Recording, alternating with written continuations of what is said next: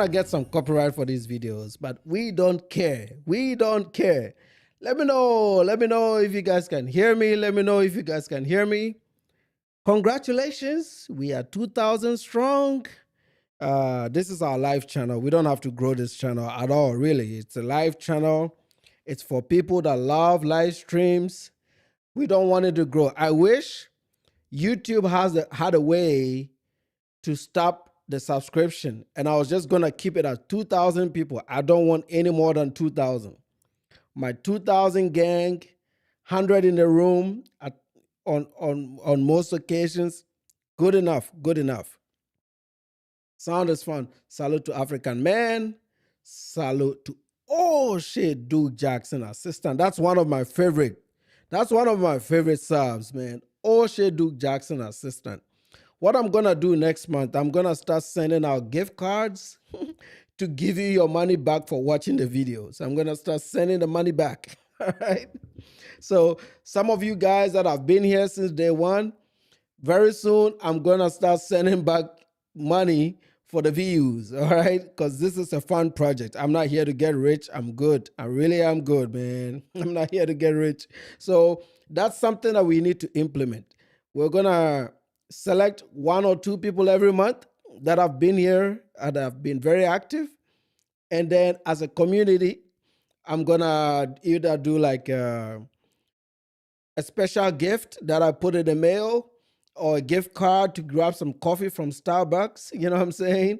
And occasionally, I think starting next year, I'm gonna start doing a lot of meet and greets. Okay, so I'm gonna start seeing some of you in person.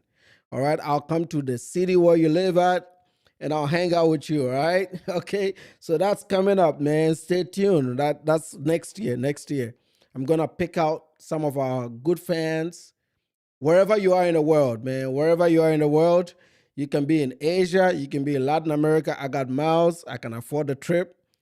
Once in a while, I'm gonna set up meet and greets, and I'm gonna meet some of you in real life, in real person. And we're gonna have a conversation. Salute to Philly Dom. Philly Dom is in the house. I'm gonna work with Philly Dom to come on. We're gonna have a one-on-one. I like Philly Dom. You guys know that, right? You guys know that I'm a big fan of Philly Dom. I did some video criticizing Philly Dom, but I took it back because I felt bad that I did it. Will I visit Austin? Good question, Byron, man. Salute to Byron. Byron has been with us for a long time. Salute to you, my brother. I love you, man. Thanks for all that support. I know my people. I know my people. I know my people, man. This is why we don't need to grow this, because I know my people. I know my people. All right. So let me start greeting you guys, because tonight is your show. Salute to MS Optimistic. Salute to Kung Fu Fanta. KF is in the house. Miss Grace is in the house. Salute, greetings to Miss Grace. Much love to Miss Grace. Thanks for your support. Niger is in the house. Salute to Niger. Omo Niger, how far now? How far? How far? I speak so many languages. I can switch it up. You'll be surprised. Yagavaru Paruski, Ochinara Show. That was Russian. Okay. I speak a lot of English. Yo hablo español. Muy bien. That was Espanol. I speak so many languages, man. Metikasa bebre. That was Akan, tree. Okay. I can speak so many languages and I switch it up so easy, so quick. It's nice. Jada is in the house. Salute to Jada. Salute to Jada. Thanks for your support, Jada. Who else is there? Philly Dom. Philly Dom. So, KF, let me know, since you know YouTube more than I do. Is there a way to tell YouTube to stop the subscriptions so that we only have 2,000 people? Kobe Thanos is not in the house, but salute to Kobe Thanos. Salute to Kobe Thanos, man. Kobe has contributed a lot of money to this channel, a lot of resources to this channel. And it's not always about money, okay? KF, salute to KF. KF has contributed so much that sometimes money is not even important, because most of the things that we react to, most of the videos that you see on this channel, they come from KF directly to my phone. I talk to KF offline, and KF, maybe 50% of what we run here comes through Kung Fu Fanta. So salute to Kung Fu Fanta, okay? It's more important than any dollar amount because this man goes out, he sources content, he streamlines the content because he knows what I want to talk about, and he sends that content to me. And sometimes he even gives me insights on what to talk about. So salute to KF. I really appreciate your love and support, man. Uh, Salute to O'Shea Duke Jackson assistant, man. What a dude, man. What a dude. What a dude O'Shea Duke Jackson assistant is. Salute to O'Shea Duke Jackson assistant.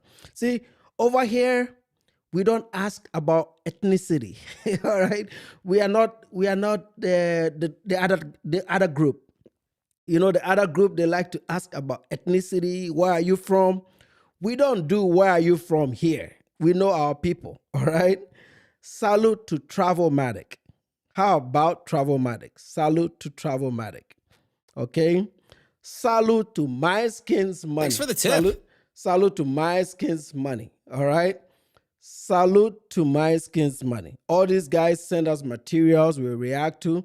Salute to Akinye, Miss Akinye, the lady of the channel, the moderator of the channel, okay? And welcome, Jada. So much support and love from Jada.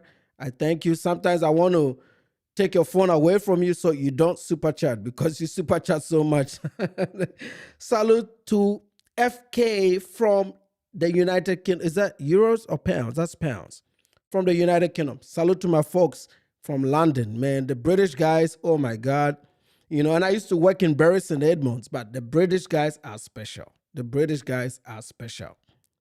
The British guys are special. Salute to the Great Britain, the folks. Salute to Haiti. Salute to Haiti. All right. We are in this fight together. I'm with my Haitian people. When you guys were in trouble, when you guys were the talk of the streets, when everybody turned against Haiti, I was here for Haiti. And I will always be here for Haiti. So salute to Haiti. Salute to Jamaica. Yeah, man. What I go on? Salute to Jamaica. Salute to Jamaica. Salute to Trinidad. All my people say, in the Trinidad, come out. Salute to my brethren in a Trinidad, man. We are in this shit together, okay? How about them FBAs? How about them FBAs, man? We love them FBAs from a distance. Okay, so this is the time of the conversation. I have nothing planned. I have a few videos that I want to play, you know, but I want today to be about y'all. So please put your questions in the chat and I'm going to pick it up. Let me make sure that every question is coming through. All right, yes, let's see. All right, that's good. Yeah, I want to make sure every question is coming through. I'm going to just send a text here and make sure it's coming through. Okay, your questions are coming through. Okay, so DR Congo, man, that DR Congo soccer team was special. Oh, they were special. Those suits, the leopard suits. I need to put up some rumba, man. I need to put up that rumba music from the DR Congo. I love Africans, man. I've always been a lover of the African people. Okay, I've been a lover of the African people. I know what you guys are going through. You're getting a lot of hate, and I'm here for you. It's a small platform, but you know what we used to say when we're only 500 subs, 1,000 subs? Thanks for the sub. We used to say, small channel, big impact. Shout out to Keegan Explorer. Keegan Explorer is our 2,000 sub. We started this stream at 1999. So this is our 2,000 subs. Shout out to Keegan.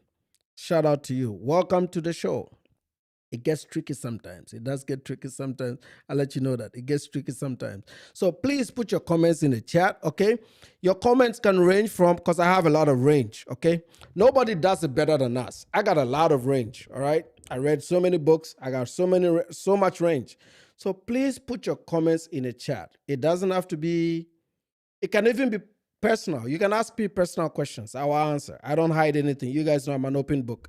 I won't tell you where I live, but I'll tell you everything else, all right? So ask me questions. I will answer your questions. I will take them as it comes in. You don't have to super chat them. Just ask the questions. Tonight is your show. I'll go through your questions. I'll answer your questions. Okay. Let's see. So let me see if I have any questions. There's one from O'Shea Duke Jackson, assistant, is saying, are we off keys now since he switched to Mombasa, or he's still a target?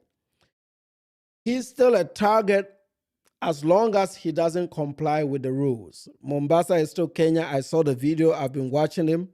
My biggest Kenyan plug is in Mexico right now on vacation. Right? My boy is having a good time in Mexico right now. So Keys has a few days ahead of us. But it feels like he understands what we're saying. So I think maybe he's going to comply. I really believe that he's going to comply.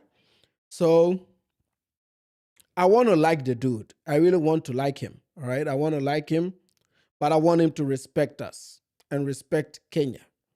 As long as he shows love and respect to Kenyans and the Kenyan people, we got no problems. I don't care how many women he sleeps with. That's a negotiation between him and the women. I'm game. I don't care. These are grown adults making grown decisions. But monetizing it, putting it on Front Street, telling everybody that Kenya is a sex hub, that everybody should go over there and have sex, we're going to have some problems. That's the only problem that I have with Keys.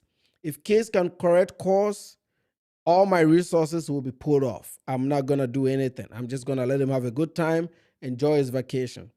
But this couch surfing and couch content where you're showing girls twerking, even he knew it was wrong. That's why he took that video down. Okay? So if Keys acts right, we're brothers. We're going to be good. See, I don't hate them FBAs, man. If you act right, we're good. All right? In the next few weeks, you guys will be surprised. All right? Starting tomorrow, I'm going to be hitting Poetic Flacco because of what I've uncovered about him. Poetic Flacco is African, but he's doing a lot of bullshit I don't like, I don't agree to. So Poetic Flacco is going to be at the receiving end of Nana Kwaku. He's going to get it the same way O'Shea Duke Jackson gets it. And I'm not doing this to cover. I'm doing it because I really mean things the way it's supposed to be. That man is unhinged. Poetic Flacco has gone crazy. He's gone local. So this upcoming week, we're going to be hitting Poetic Flacco for some of the bullshit that he's been doing, all right? Because we call it in the middle, all right? We keep it straight. Whether you're African or Caribbean, if you don't do it right, we're going to call it out, all right? We're just going to call it out. So the next upcoming weeks, we got Poetic Flacco. Salute to you again, and thank you for that support. Jada, and thanks for the support. FK, this is FK. Thank you. Thanks for that donation, FK. Gustavo is in the house, man. Shout out to you, Gustavo is in the house. I know my people. I know my people, man. I know my people. When you don't show up, I'm not offended. That means you're making money. It means you're working hard. But once in a while, my people always come back. So I know my people, all right? Again, KF, let me know if I can tell YouTube to stop the subscription at 2,000. We don't need any more for the live streams. For the live stream channel, we want it to be at 2,000. We don't want any more. All right? So if you are already in the 2,000 and you want to give it up, you can unsubscribe so somebody else can come in. All right? Because over here, you come if you like live streams. All right? This is a live stream platform. So the guys here love to be in live streams. All right? Tento say, congratulations on 2,000 subs. Thank you, my brother. Thank you. You know, this is our membership. It's free membership. When will I start with some tech teachings, man? That's the thing. The problem is nobody watches it. You know, I did the free credit stream and nobody watched it. So what I'm gonna do is I'm probably gonna do like a video on demand for this channel. I'll keep it on this channel, right? Since it's a live stream channel and I don't really post long form content. Every month I'm gonna put together maybe some career courses. And whenever you want to look at it, you can always come back and look at it. So I think that's a good question. Yes. Let's start next week. I think I'll start an introduction course to programming. I think I'll do an introduction to programming course or structured query languages course to get you started.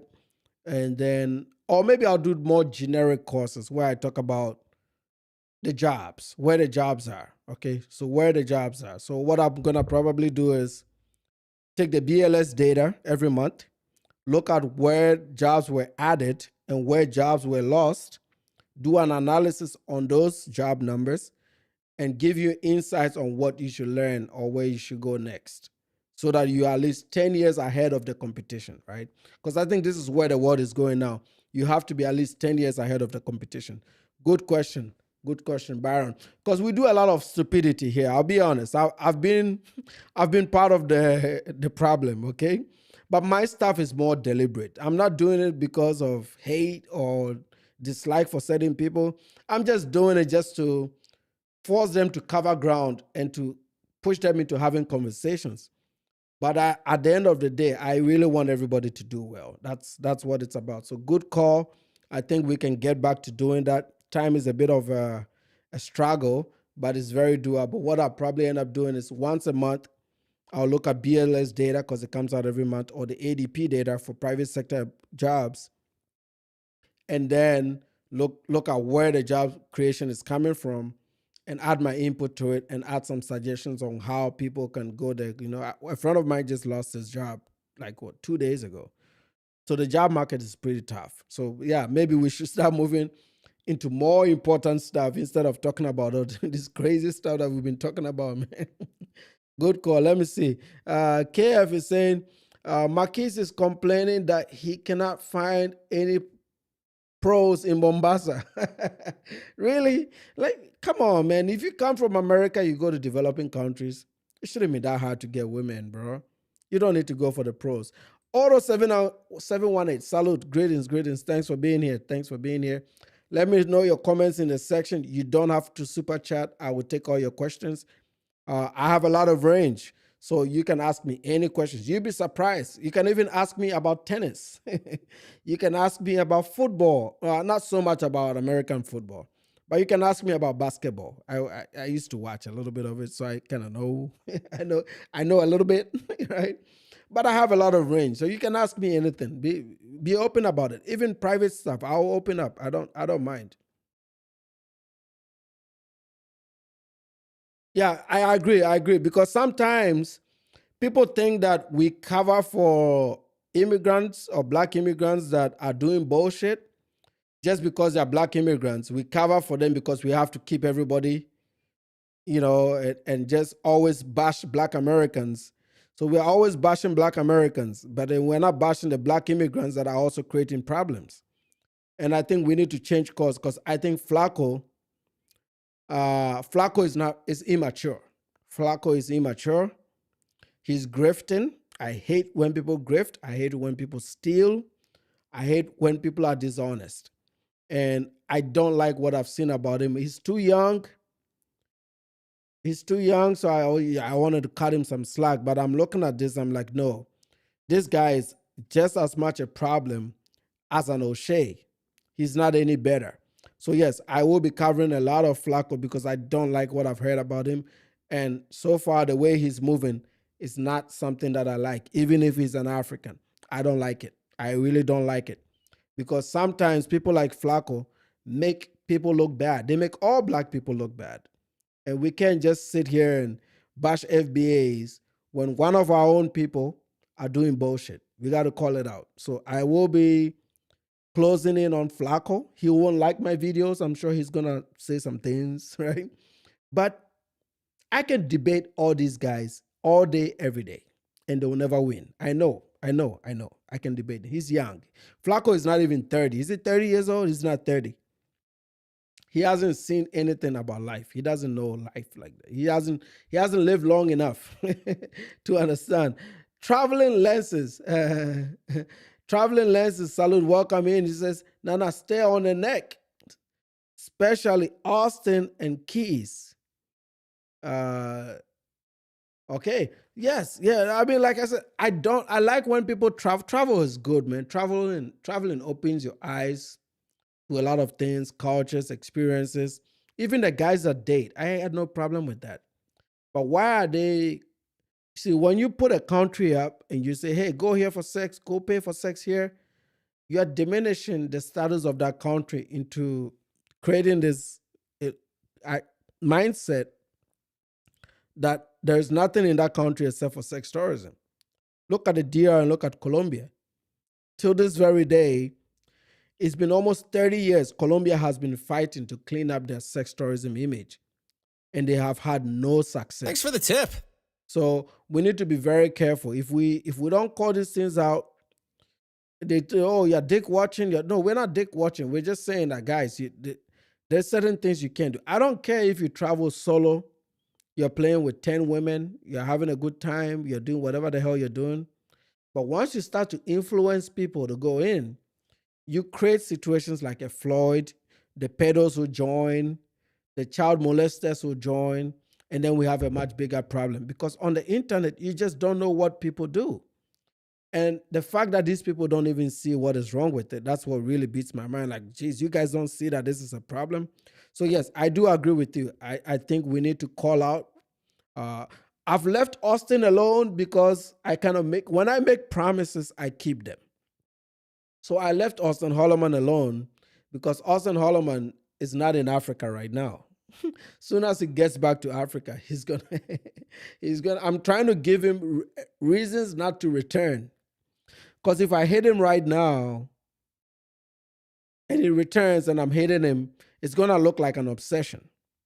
But if I tell him and say, Austin, as long as you are not in Africa, me and you have no problems. And now his views are going up. Austin's views are going up. So Austin is going to make a business decision and say, hey, this Nana dude is not on my ass. I'm no longer in Africa. My views are going up. So I will stay away from Africa. All right. Shout out to you, Jada. So that's what I'm trying to incentivize Austin not to return to Africa. That's why I don't make any more videos about Austin. It's intentional. I could have made a video about his Klarna card and made a lot of views on it, right? But I'm not doing that. I'm like, okay, let me give Austin some time off and some time to reconsider so he doesn't return to Africa. And as long as Austin doesn't return to Africa, I think we're good, right? So far, we're doing good. He's not in Africa. He can do whatever he wants to do in Asia. We got no problems, right? Soon as he lands in Africa, we're going to start again. All right. My problem is that I'm only protecting Africa. I don't care what these people are doing in Asia, Latin America. The Colombians are doing their thing. We are doing our thing, right? So, but Keys is a problem. Yes, Keys is FBA. He's FBA. He's FBA. His behavior is FBA. But I'm not after him just because he's FBA. If the homies Hab, who is African, right?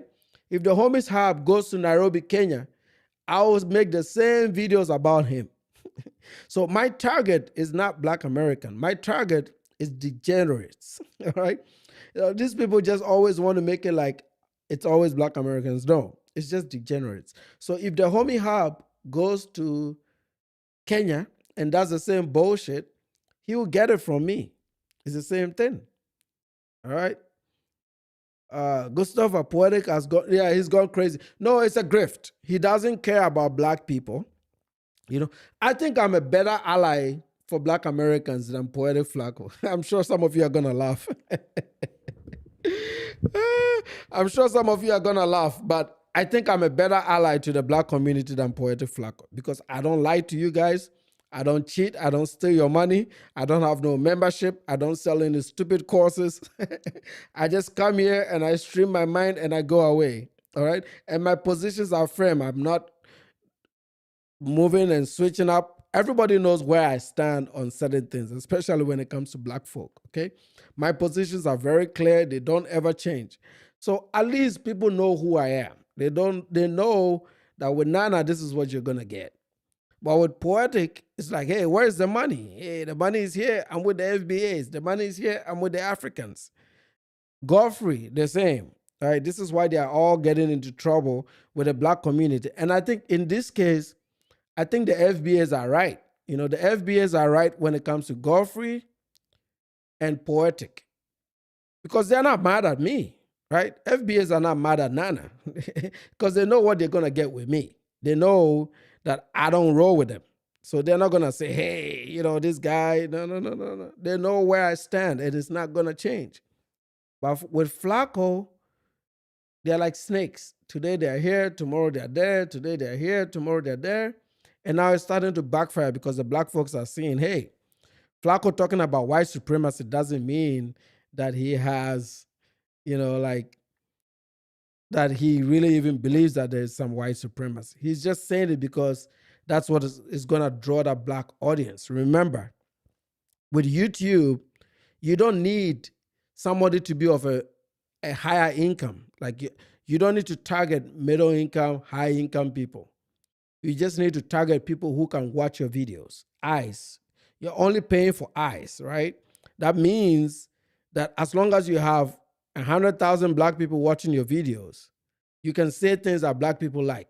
Your analytics tells you who is viewing your videos. I can do deep YouTube analytics with you if you want to see it, where it can even pinpoint, if you really know what you're doing, you can even pinpoint where a lot of your sources are coming from. You can group people into demographics. So Flacco knows that his audience is predominantly Black American.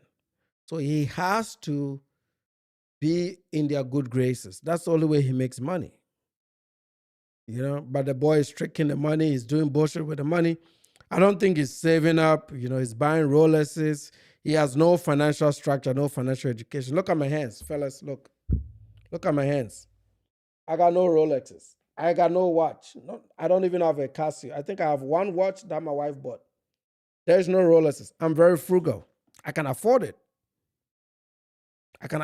I will be able to. I've been in a position to be able to afford it for 10 years in a row.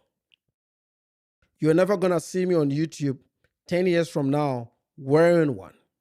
My wife always beats me up, not physically, but like conversationally, as to why I don't wear jewelry even when she buys it. I don't buy those things. You know, I mean, I'll gift her a Gucci bag or a Louis Vuitton, but that's just because it's a woman. I'm just gifting it to her. But when I'm gifting it, it's just for her. But that means that I'm compensating for not owning one. I'm frugal. This is just how you build wealth. You build wealth by understanding a certain level of frugality. So even if YouTube is giving me $100,000 a month, you're never gonna see me go out there and buy a Rolex. And then every time I do a video, I'll just be throwing my hands at you, right? But what will I do instead? I'll buy some lights. I'll change my background. I'll buy some microphones and some mic handles. I'll try to make the content better because that's what the money is for. So I'll put it in the product.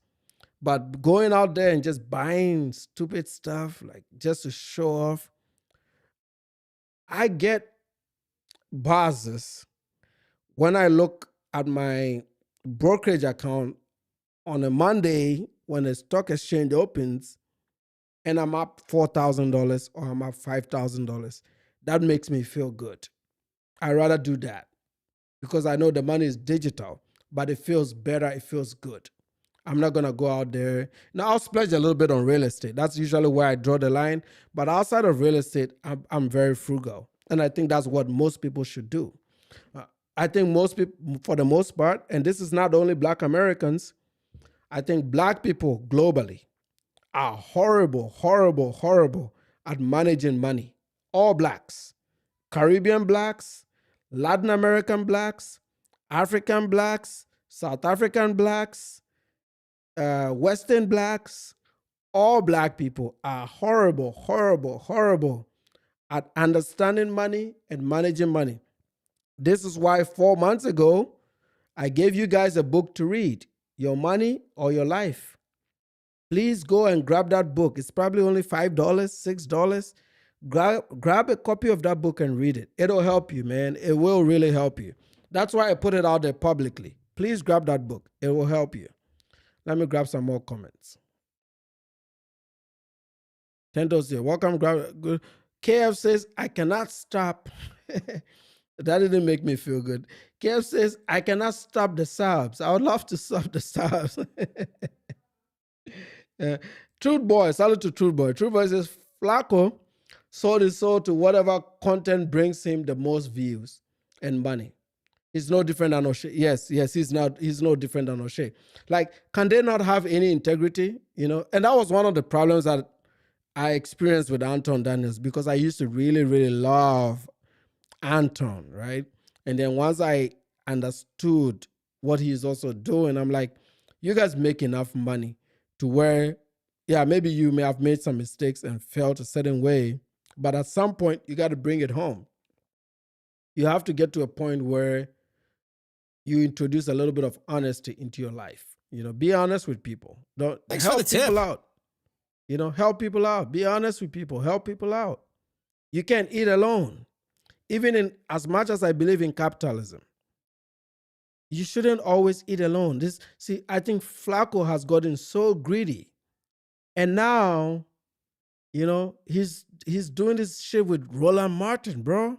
See, I have my own issues with Roland Martin, but I'll never take away from Roland Martin the amount of help and support he's given to Black immigrants and Black people in America. I'll never take that away from him. I don't like his politics. It sucks. I don't like his beliefs and the things he believes. But I don't care about your politics. I care about who you are as a person. And I don't think Roland Martin is a bad person. I disagree with him on a lot of issues, right? But if one thing you cannot take away from Roland Martin, he loves his people. He loves Black people. So for Flacco to turn on him like that, just to make some money, why are you talking about his penis size? And Tasha K is laughing and is enjoying that. I'm like, why are you guys doing that to one of your own? Like, out of respect. Roland is an adult. He's an old man. He's in his 60s, maybe even 70s. Can you not show him some love and respect? He made a mistake. Why are you putting his business out there like that? What are you going to get from this? This is why I've never covered the Roland Martin issue. You know, I've never covered it. Like, why would you put it out there like that? Describing his dick size. Meanwhile, Flacco looks like a hippo. He's overweight. And if there's one thing we know, overweight men have little dicks. So why is he talking about Roland Martin's dick publicly? And he's all excited about it. So we have a Flacco problem. I was rooting for him against O'Shea, but now we have a Flacco problem. He's an issue. Okay? Because even for Black people, Flacco is no good. He promotes the degenerate part of Black American culture that Black people are trying to move away from. So he's not even doing the Black community any good. Why should I defend a dude like that? Just because he's African. No, I'm not going to do that. I'm not doing that just because he's African. He's an idiot. You know, and the way he's moving, he's going to start losing views. He will start losing views the way he's moving, because a lot of Black people are going to look at him and say, no, this guy is just a grifter. He's just like the rest of them. See, all these YouTubers that since COVID blew up, lied to audiences, cheated their way to the top, everything is going to self-correct. Systems always correct. And now, you know, it's only a matter of time. All these things are going to self-correct, man. Let me take some more comments.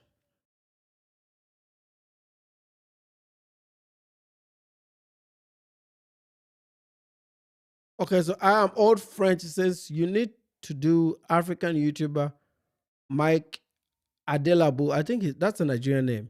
That should be a Yoruba name. I think he is Nigerian. Yes, the name sounds Nigerian. He's exploiting people too. He exploited Black American child rapper Lil RT on YouTube months ago. What content does he do? If you're still on, give me a follow up. Let me know what kind of content he does. Ja Wex says, "Congratulations. What's your favorite place to go in Jamaica? Montego Bay. Montego Bay. Montego Bay. I also like Kingston. I like Kingston. Kingston is not for everybody. Kingston is not for tourists, but I like Kingston. Um, St. Anne. St. Anne. I used to have a lot of pen pals growing up in St. Anne, so I like St. Anne. But for family, I like Montego Bay for family. Solo travel, I like Kingston. Good question. Tento said the stupidity helps gain views and is sometimes fun. Yeah, it does. It does. But at some point, uh, people have to pay bills. People have to live. People have to raise kids.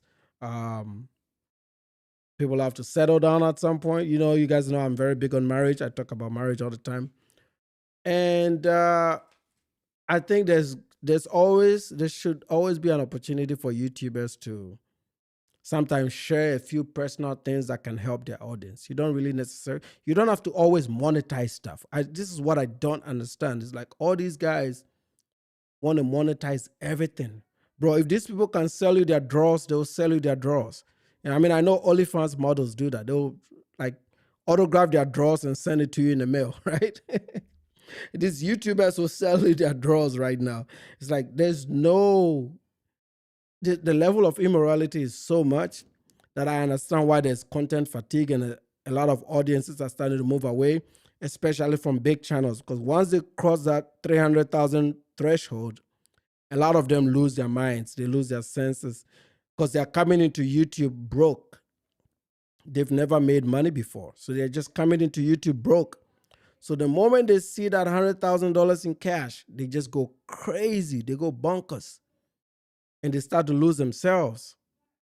And that's just crazy, man. That's what I'm saying. Like, bro, if somebody does this full time, I'm not interested. I don't watch YouTubers unless I'm how-to videos I do. Like how-to videos, I'll watch YouTubers that are big if I'm trying to learn something. But like general commentary channels, reaction channels, if you have more than about 100,000 subs and it's your full-time job, I typically tune out because the people that have reached that level of subscription and they're doing it full time, they need to pay bills. So they can be good people, but because of their desperation to pay bills, they start to become horrible people. Because they like to steal from their audience. They see every view as $1. All right, I got 43 people watching. Can you give me $1 each? That's $43. That's how they think. Okay, if they give me $10 each, that's $430. I've made $430 for the stream. I can pay my light bill. That's what they're thinking. And it shouldn't be like that. It should be an organic place. You come to hang out. You may or may not get support, but if you really love what you're doing, you should be able to do it and not expect that people put money out. And there's all these cash apps they put out and all this money, constant barrage of asking you for money is stupid, it's crazy. It makes you not even enjoy the content. It's no longer engaging. It's like, why are you here? If every 10 minutes I have to ask you for money, what is the point? Where is the entertainment value if I have to ask you for money every 10 minutes on a live stream? It's stupid. It's not entertaining. So it's hard for me to watch. I was just on a few live streams today. I did do some super chats today. Of course, I do that randomly. I'll go on people's channels. I even went on BMT. Can you guys believe it? I gave BMT $10 today. Because I was there I was trolling him. I just wanted to troll, but, and to source content. So I'd go to people like that.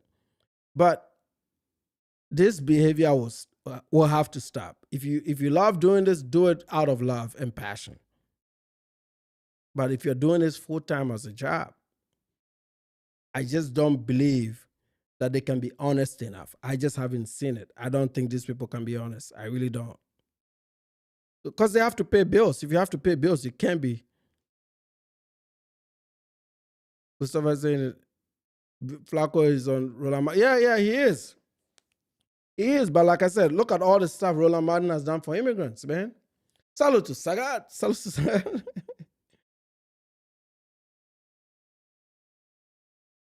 Sagat said, I would love for you to target more African men and women. A lot of them have lost cause. I'm sick of it. Yes, let me know. Send me the suggestions. Send me the suggestions. There's some people that think that I won't talk about them just because of their being Africans and I cut them some slack.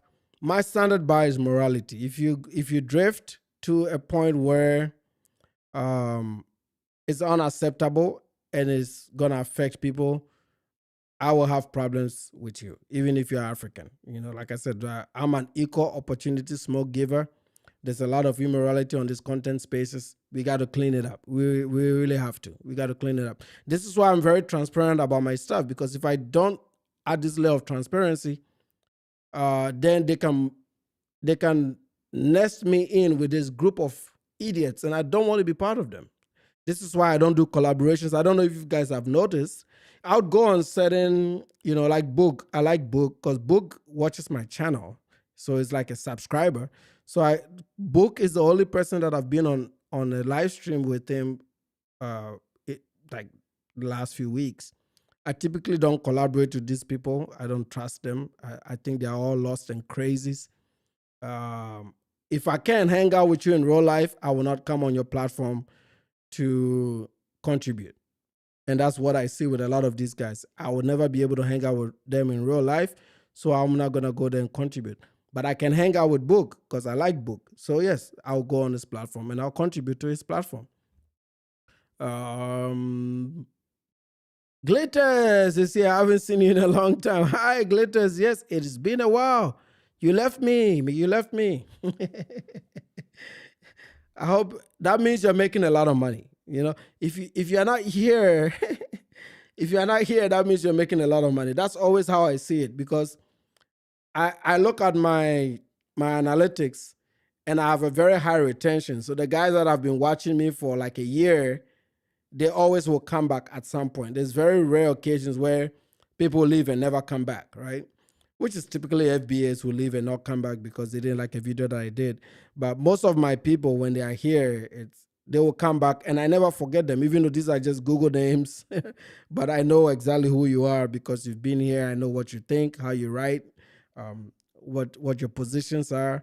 So yeah, welcome in.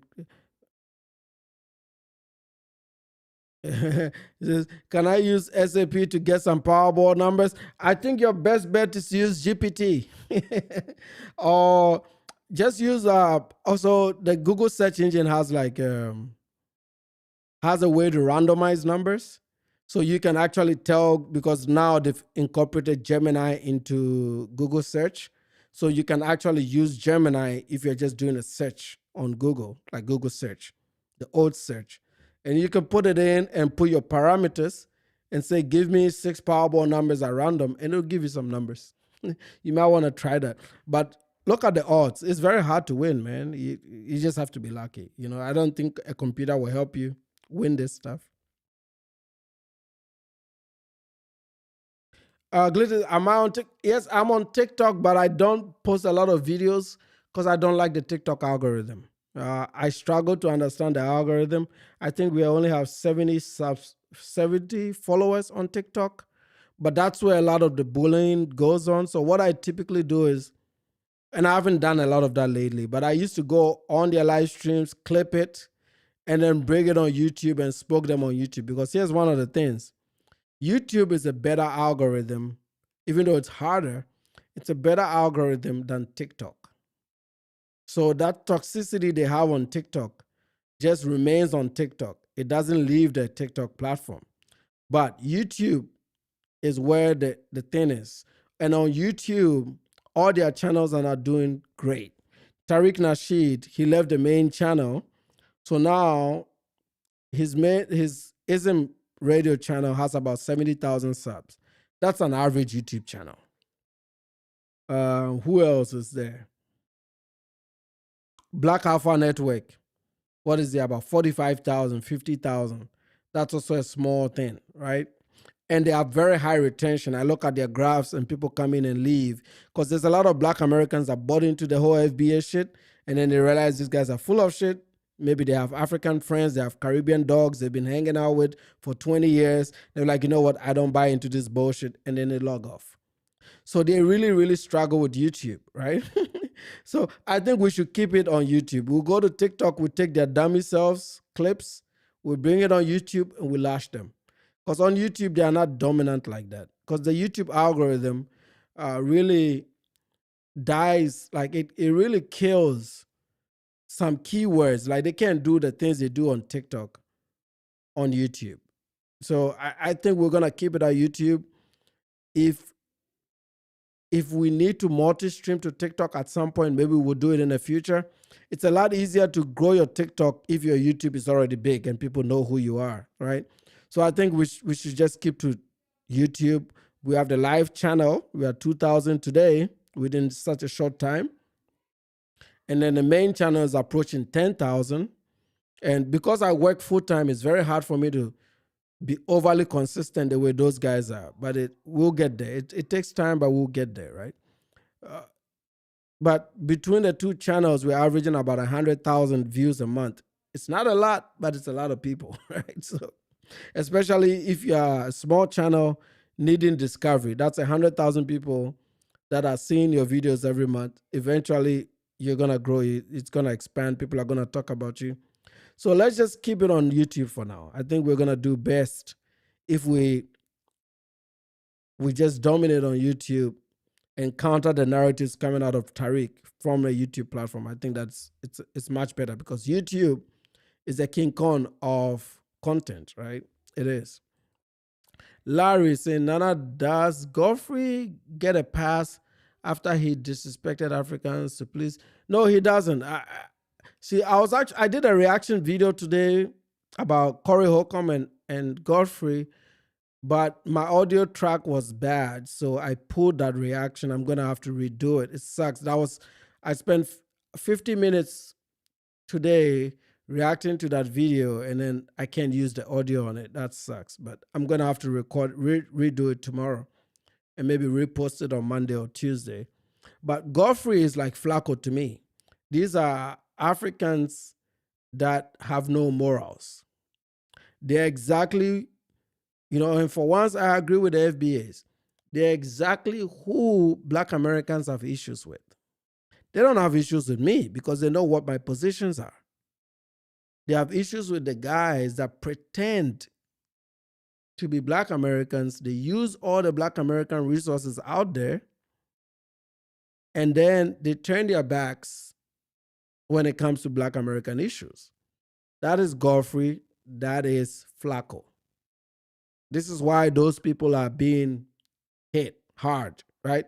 Because they're not hitting me. I don't take anything from the Black community, right? I don't steal from them. I don't lie to them. I don't steal from them. But Flacco and Godfrey have made their money off the backs of Black America. So, of course, they are compromised. They can't take any position because they need the money. They just care about dollars, man. Money corrupts. There's one thing my dad always used to say: money corrupts. Okay, money really corrupts. So unless you really have some formidable background to where you really stand strong and say you are principled, you believe this is right, this is wrong, most people are gonna fall for the money trap. And this is what you're seeing with Flacco and also with Godfrey, right? But I don't rank any of those two dudes. They are bottom on my list right now. I'm not feeling them at all. I'll just be honest. I'm not feeling either of them. Whatever Black folks are doing to them, those people deserve it. Flacco deserves it. Godfrey deserves it. I used to defend them, but I'm like, yeah, they deserve it. Yeah. They have, and like I said,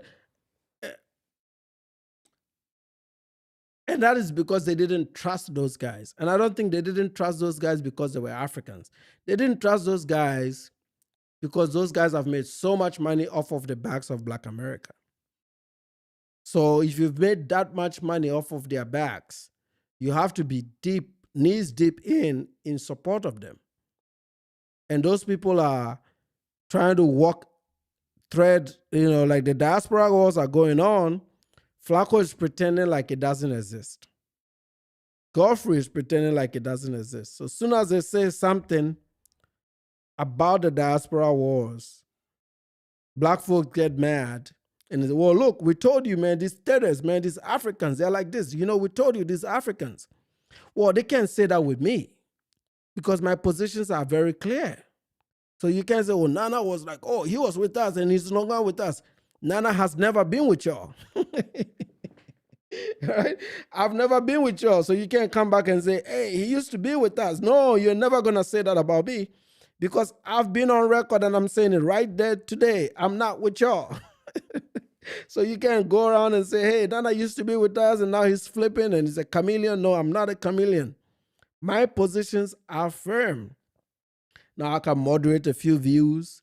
I can be in a good mood and say some good things about you.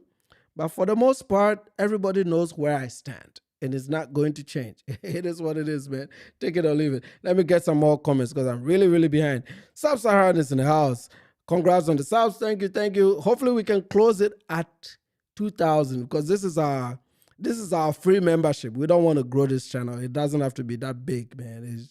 We just need 50 to 100 people in a live stream on a night-to-night basis. Hang out, chill with us.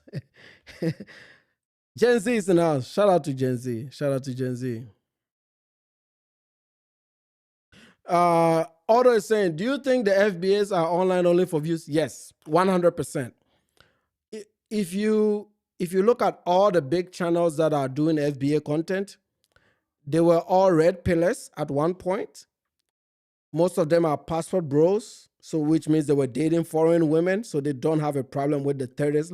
Some of them are even married to foreign women. Dennis Sperling is married to a Latina. Phil Scott is married to a Latina. They're not even married to black women. All these guys had problems with black women. So they were gender warriors. They built their platform off of gender warriors. Most of them were Pan-Africans in the beginning because they had issues with white folks. Okay? They've only started having issues with Africans because around 2022, post-COVID, some non-governmental organizations started collecting specific data on black immigrants in America and how they were closing the income gap in the US. So when that data became mainstream, some black Americans realized that, oh my God, these Africans that are driving Uber are actually living in suburbs and they're doing so good. So it created some type of shock to most black folks that didn't know how well some of these immigrants were doing. And they started building this narrative that Africans are saying that they are better than us. And I know no African ever says that. Oh, Africans are saying we're lazy. No, you feel you're lazy. Africans are not saying that. Because every time a black American tells me, oh, do you Africans think we are lazy? I ask them, has any African told you to your face that you're lazy? 99.99% of the time, black Americans have said no. No African, even on this platform when they come here, no African has told me to my face that we're lazy. And I'm like, okay, so how did you know that Africans are saying you're lazy? Or I heard people say that. Okay, so you heard some other black Americans say that Africans say that you're lazy. But Africans have never told you to your face that you're lazy. So where did it come from? Well, it comes from you assuming that that's what you think the Africans think of you. Because if Africans are generally judgmental people, right? We are very judgmental. We judge everybody, right? If you're a woman, you go have a child with some dude, Africans will judge you. Even your own mama will judge you. Right? We're very judgmental. I'm not saying it's a good thing, but we are very judgmental. And we'll say it to your face, right? Remember, there's a black lady comedian that used to say she went on a date with an African, and the African told her to her face that she was fat, right? That is your African. Don't say it in a more subtle, nice way. So all these things they are saying about us is just they assuming that we say those things, but we don't. The other guy that came on our channel the other day just said, "Oh, I've been called Akata my whole life." Like, no, Africans never say the Akata word to Black Americans to their face. It just used to be just Nigerians talking among themselves, like buddies talking among themselves about Black people.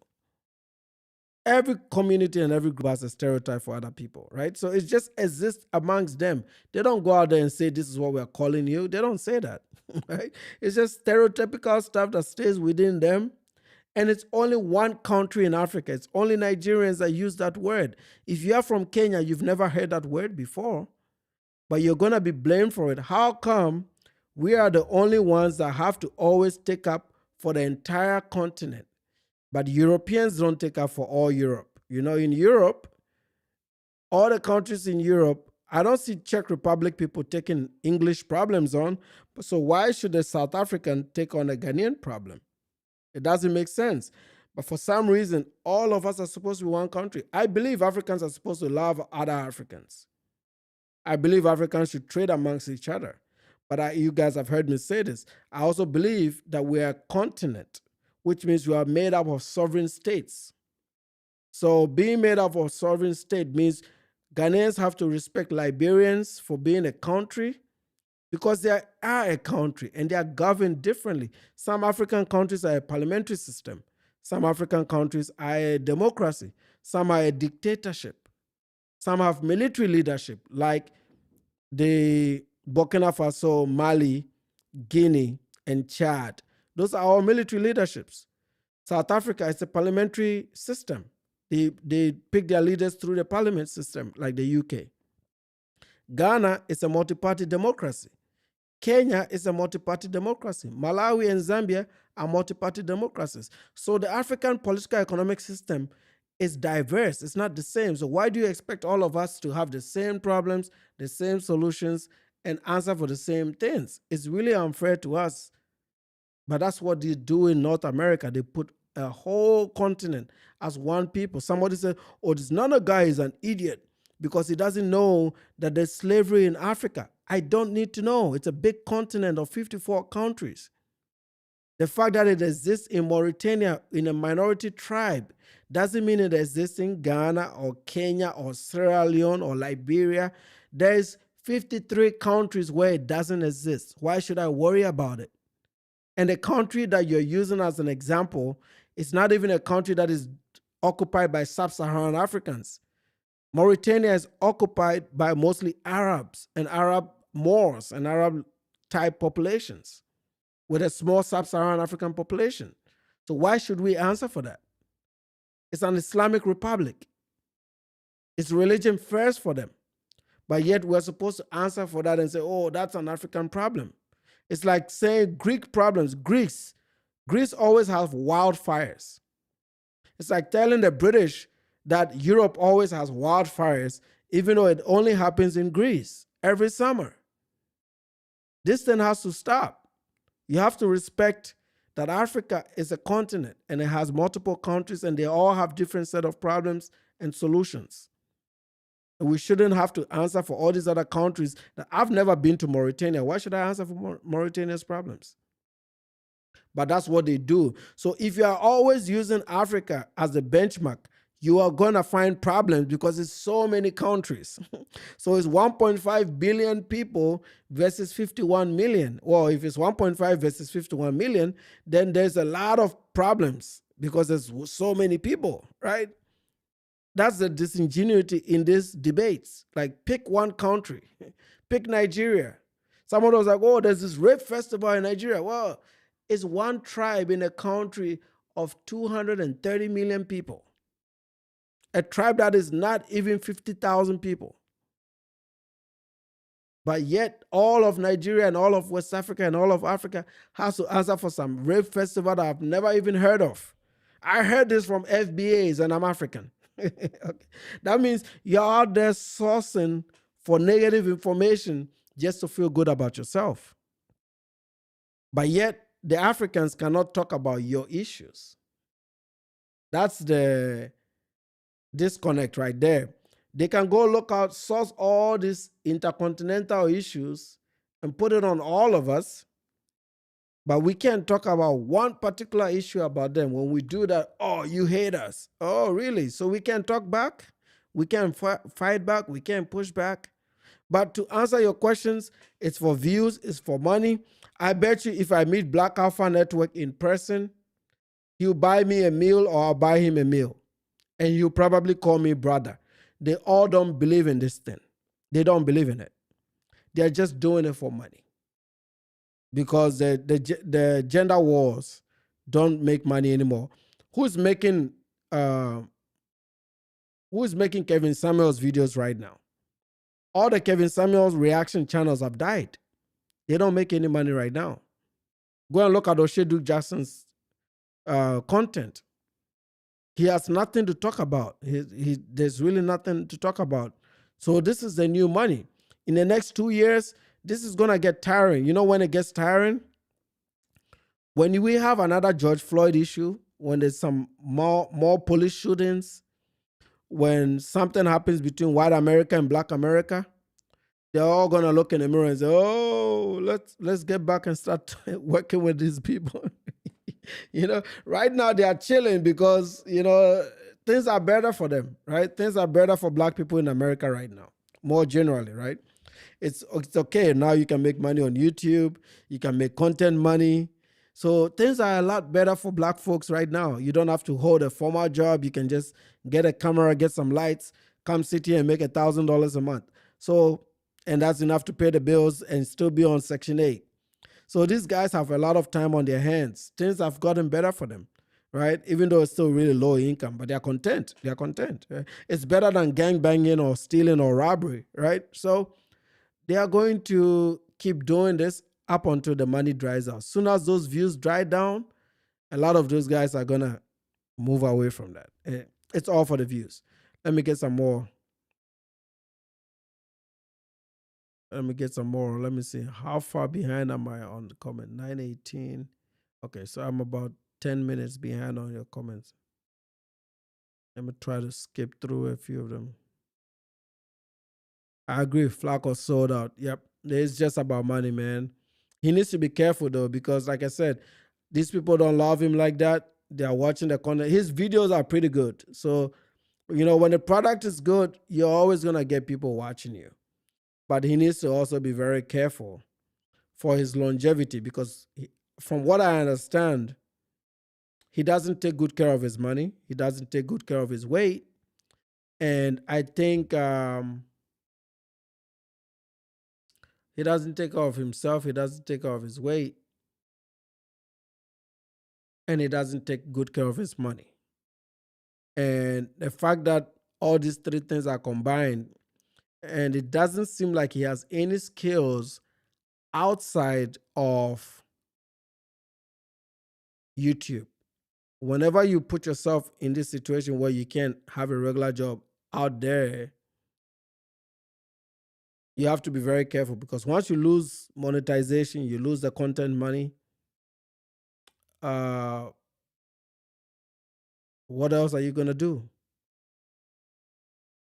What else are you gonna? You got to build some skills, man. This is why I always keep pushing. You got to build some skills.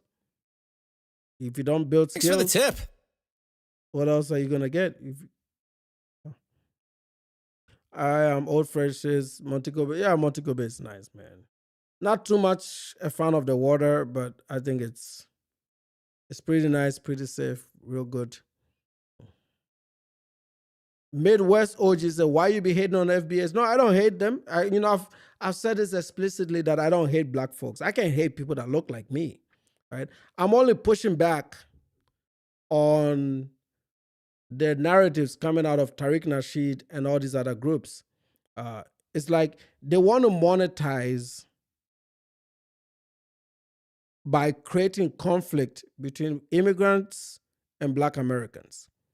And they're doing it by, it's one thing if you say, hey, Flacco did this or Godfrey did this, and those two individuals are bad. Or this Black immigrant took this from us. Or these Black immigrants are disrespecting us by saying this. If you pinpoint specific cases, specific issues, I'm with you on that. But to look and say, hey, your homeland is this, go back home. Those are xenophobic points. That has nothing to do with specific issues. That is just you specifically enraged and angry at somebody being here looking for opportunity. Right? So when I look at those things and like, okay, so you guys have over 1,000 channels that say the worst things about Africans, but the Africans can't say anything back. That is the dishonesty. That's where I draw the line. So I'm only here to push back on those narratives. But I don't hate y'all. If they stop, we stop. We only have maybe 4 guys that are pushing back. You guys have O'Shea, Phil Scott, Dennis Perlin, Tariq Nasheed, Black Alpha Network, and CEO. I'm just saying this off the top of my head. There's another guy, there's some other dudes, and sometimes you even have Pan-Africans like Afro Think Tank even joining them now because he's also hungry and he wants to make money. Everybody has gone into this FBA grift. It's a grift. They're just trying to make money. So I used to only just talk about passport bros and travel, but I decided to move to this because one, I know Black Americans. I've lived here for 20 years, so I know Black Americans. And I decided to move to this to bloody their nose, to make that money hard to make. Because if they make that money like they did with the gender wars where the women didn't really push back, it'll be free money. I'm like, you know what? I'm just going to say the most ridiculous things to force these people to capitulate and stop doing what they're doing. If they stop, we stop. I have no interest disrespecting Black folks. I don't want to do it. I've been on record for saying that. I don't want to do it. I really don't. I don't hate these. I don't hate these people. I don't want to do it. But I will present a challenge to their narratives and I'll call out the obvious. And at least with me, have you ever seen me do a thumbnail with Black dudes looking a certain kind of way, looking sick, disrespecting how they look? No. Sometimes I put you guys in a daishiki just to make the narrative that you're Africans, right? But for the most part, I'll give you your hairline. I'll make you look good in my thumbnails. I put you in suits. I don't disrespect y'all. The narrative is always a pushback to what somebody else in your community is saying. You're never going to get a free pass at disrespecting Caribbean people and African people and not expect anything back. Those days are over. They got a 2-year head start of disrespecting us.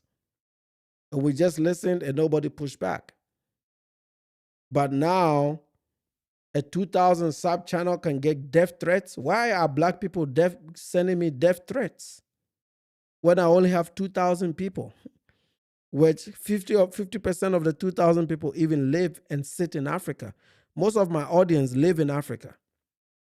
I've made 50 in the US, 50% USA, and other countries, 50% Africa. But yet, the 50% that have seen my content will send me death threats in my emails and in my live streams. But have you seen the Black immigrant threaten Tariq Nasheed? No, we don't. We're always able to absorb it. And that's what I'm saying. You all need to be able to absorb it too. Because if we don't bloody their nose, this thing will go on for 10 years. But if we start bloodying their nose, everybody's going to get concerned. Eventually, they're going to self-correct. That's how you deal with bullies. These guys are bullies. They're just bullying us. They're just bullying. They're like, oh, these are the weakest link. Let's bully them. Well, they didn't know they'll meet some resistance. And every day I look on YouTube, there are more and more African channels opening up. More of them are coming up. So eventually they're going to stop. I think they will stop. It'll take a while, but eventually they will stop. All right. Let me see. I may have made some super chats. There was one from Jada. Let me go look for it.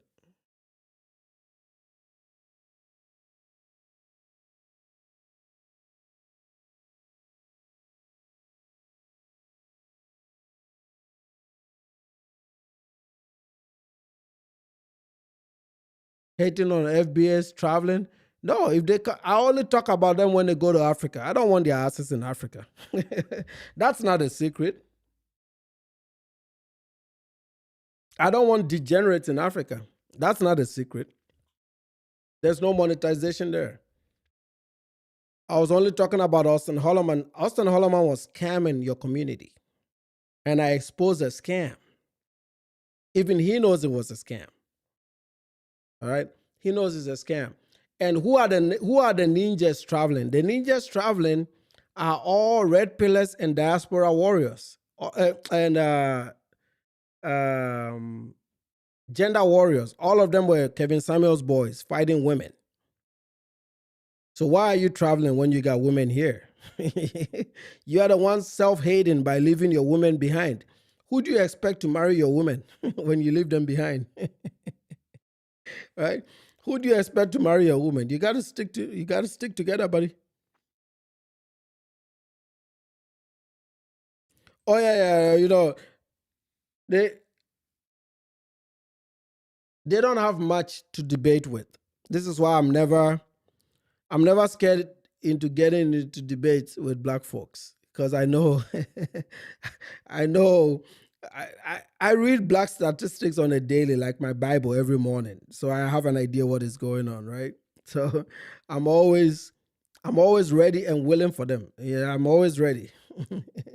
I agree. Not all money is good money. Jada is saying, glad you are keeping it to YouTube. I'm old Cratchit. I don't want to learn the TikTok. Yeah, I don't. I went there for a few times. I posted a few videos. It got some good views, 5,000, 6,000, I think. And I was like, I don't like the algorithm. I learned YouTube. I studied the YouTube algorithm. I learned YouTube. I like the YouTube interface. I like the YouTube platform. I'm running 2 channels on YouTube, the live one here that you guys are on, and the main channel that I post 3 videos a week, 4 videos a week. And I'm able to integrate all this into my normal workflow. I don't want to add TikTok to it. I tried Cake and what was the other one? There was another streaming platform. I used to do multi-streaming. I don't like it. I like YouTube. I want to do YouTube. I don't want to do all this other stuff. Let's stick to YouTube. You know, we're doing fine. We're doing very well with YouTube. For the first time, we hit 100,000 views on YouTube. For the first time. So we're getting somewhere. Okay, it's only a matter of time. It's gonna get up there. So I'm good with YouTube. Let me take some more coffee.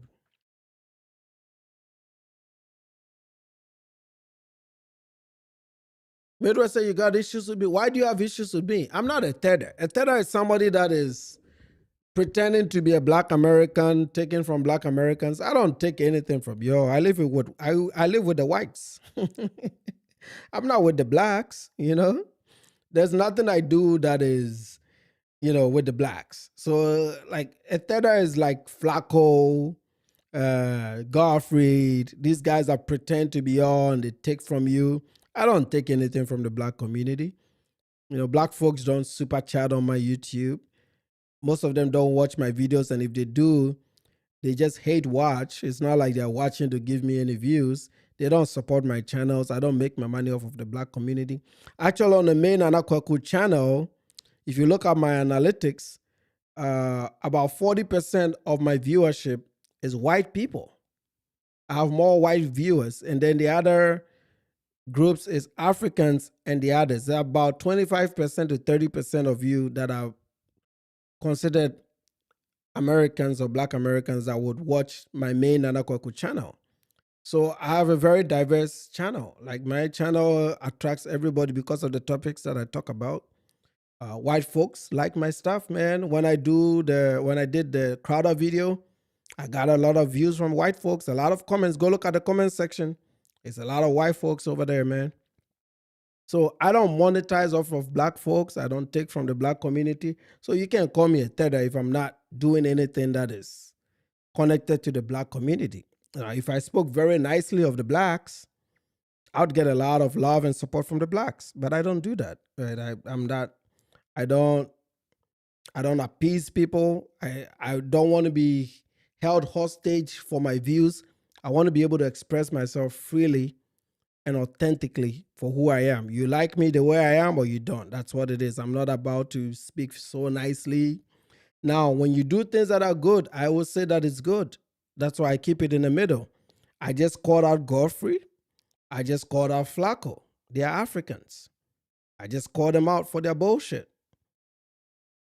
When the Somalis did bullshit in Minneapolis, I called them out. Some of my best performing videos is of me calling out the Somalis.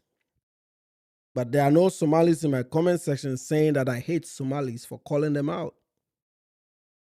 But the moment I call out the blacks, it's a problem because I call out the blacks. Right now, I use the word the blacks colloquially for as a joke. It's not out of disrespect. I just say it because it's my own term that I coined. Right? It's just a funny thing that I say. I just say, "Oh, the blacks," but it doesn't mean that I put you down or I disrespect you for being black. I know I'm a black person too, but I just say it because it's funny. I think it's funny, at least for me. So I say, "Hey, the blacks," right? But it's not to say that you are less than. No, it's just a colloquial thing that I came up with just for YouTube, right? It's just for YouTube. But no, I don't hate you. I don't know how many times I have to say it. I disagree with your means. I disagree with how you conduct yourself. You know, I don't like how you act, but I don't hate you. I don't use slurs against you. I don't call you guys the A word. Heck, I don't even use the N word. Have you ever heard Nana Kweku in any video use the N word? I don't. I don't use the N word. I say ninja. If I need, the most I'll get close is by saying ninja.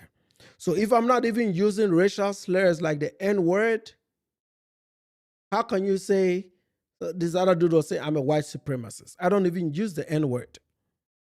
I use the word N word. I don't call you the A word, the African thing. I don't. Only O'Shea. I only called O'Shea that once in a thumbnail. But that's directed at O'Shea Duke Jackson. But I don't go out there calling you guys names. I don't make thumbnails, except for Tariq Nasheed. I don't make thumbnails showing bald haired black people or disparaging black people. I don't do none of that. Compared to what Tariq does to my people, I'm a saint. I'm the next person close to Jesus. Okay?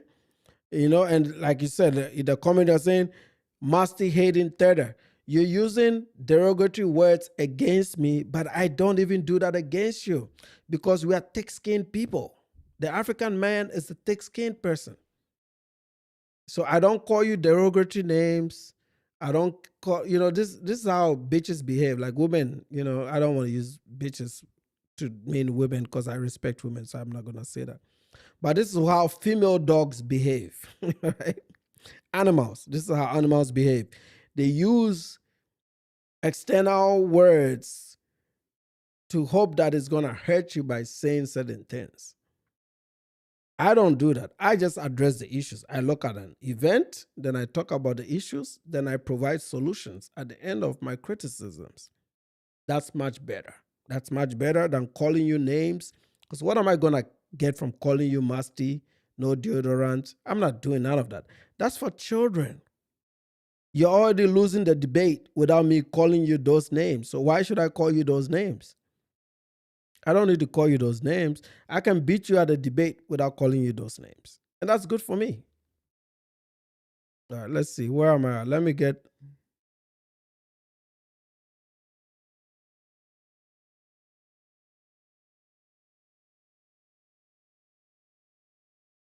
Abdurrahman is it Mujahid? Mujahid. Abdurrahman Mujahid. Salute to Abdurrahman. Tariq receives reparations plans. 1.5 trillion plus 55 million black Americans. It's okay. So if you go by his reparations plan, it's $21.09. Nobody's gonna get reparations in this country. They know it. The people to take reparations to is the white folks. The people to take reparations to is the white folks. And so far, they're not doing that. We've got nothing to do with it. Like, I don't want none of that stuff, bro. What do I need reparations for? America has been good to me. I don't need to go and take money that doesn't belong to me. If they give it to them, good for them. Go for it. I don't care. I don't even live my life thinking about reparations. What is it going to do for me? I don't care. Go for it, man. But do you have to take it up with a white man? You don't have to. What have I got to do with it? You know what? What have I got to do with it? I got nothing to do with your operations. That's just a conversation between you and Massa. Like what has a black in me? Oh, there you go. That's your comment. I was looking for this, Jada. Thank you, sis. Next time someone tries to talk about slavery on the continent, ask them about drug trafficking and mass graves in Mexico. Yeah. I mean, like I said, they picked one country in Mauritania that has 4 million people out of 1.5 billion, where even the African Union has called out Mauritania for those practices. That slavery system doesn't look like what they are making out to be. It's a caste system. It's like what the Indians do when you have maid servants. They pay them, but they don't pay them the right wages. Well, I could say the same thing about anybody that works a sub minimum wage job. It's slavery. Okay. The person that works at a McDonald's work physically harder than I do. The person that works at a McDonald's work harder than I do, but they get paid way less than I do. They make in a month what I make in a year. Oh, they make in a year what I make in a month, right? I mix it up. But you know what I mean, right? So isn't that a form of slavery too? If you're being underpaid, same thing. Those people don't want to work at McDonald's. They just have no choice. Okosum Tom says, I bet most of Tariq followers have never even met an African in real life. No, they haven't. This is what I've been saying. No, they haven't. Because I've had a few of them come on, and we've had you ask them questions, and all the narratives are like, oh, I heard this, I heard this. I'm like, who told you this? And they don't know who told them that. So I know they've never come into contact with Africans, because where are they going to meet Africans? Just think about it. We all live in America. It's been maybe a month, except for the last time I went to buy a mattress. It's been over a month. I've never met a black American in a whole month. All month, except for the one guy that I met that I went to buy a mattress from. So where are these people meeting these Africans who are calling them the Akata word, who are, doing all kinds of things that they talk about? I don't know.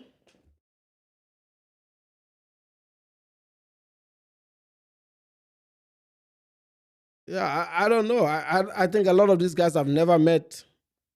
They've never met Africans. They just say stuff. They just say stuff. Let me see. Did I take all your questions? I got a few. I might play a few playback videos and then I'll wrap it up. I did take all your comments, right, Jada? I know you did 2 supers. Let me see if I can find the other one. Let me see. Let me go back.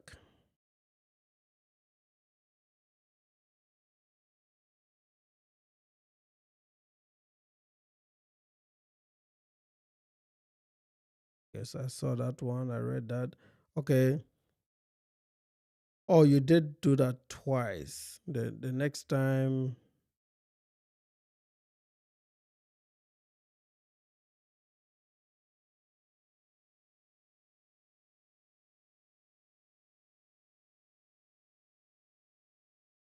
The spook who's that? Who's behind the door says, hey, Nana Kewa, did you hear about the Nigerian scammer who scammed retired professional football players? Uh, he was found in a swimming pool with his television turned off. Never heard of that, but I tell you what I heard. I heard of a black pastor in Florida who was sleeping with boys. That's what I heard. A 14-year-old boy. Did you hear about that one?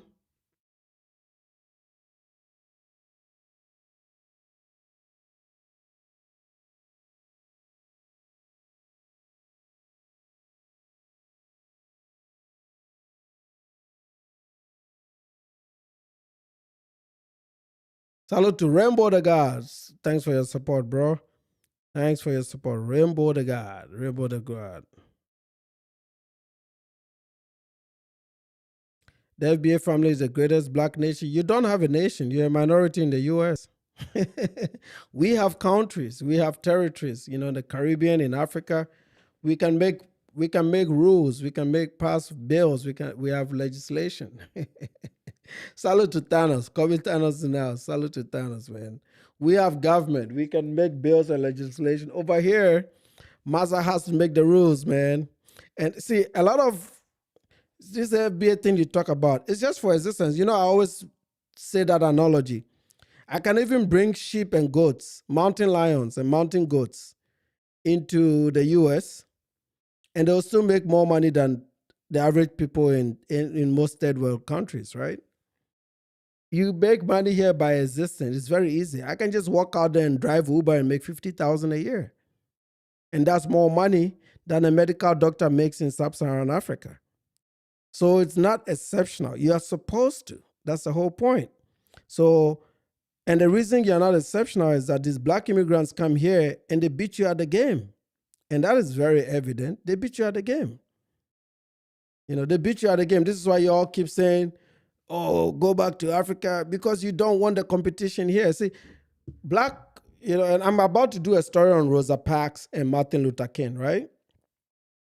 To give you an understanding of the narratives of black culture and black people in general. They don't like competition. This is what has sparked the diaspora wars. I don't think they hate Africans. They just don't like competition. The Africans are here to compete. Not compete against them, but you have to compete in this market to be successful. But they don't understand that. They believe that it has to be given to them. So this is where the two cultures diverge. The Africans believe you have to compete to make something for yourself. The black folks here believe that you have to fight without work for something to be given to you. And this is why the two sides will always diverge. You know, this is why they always diverge.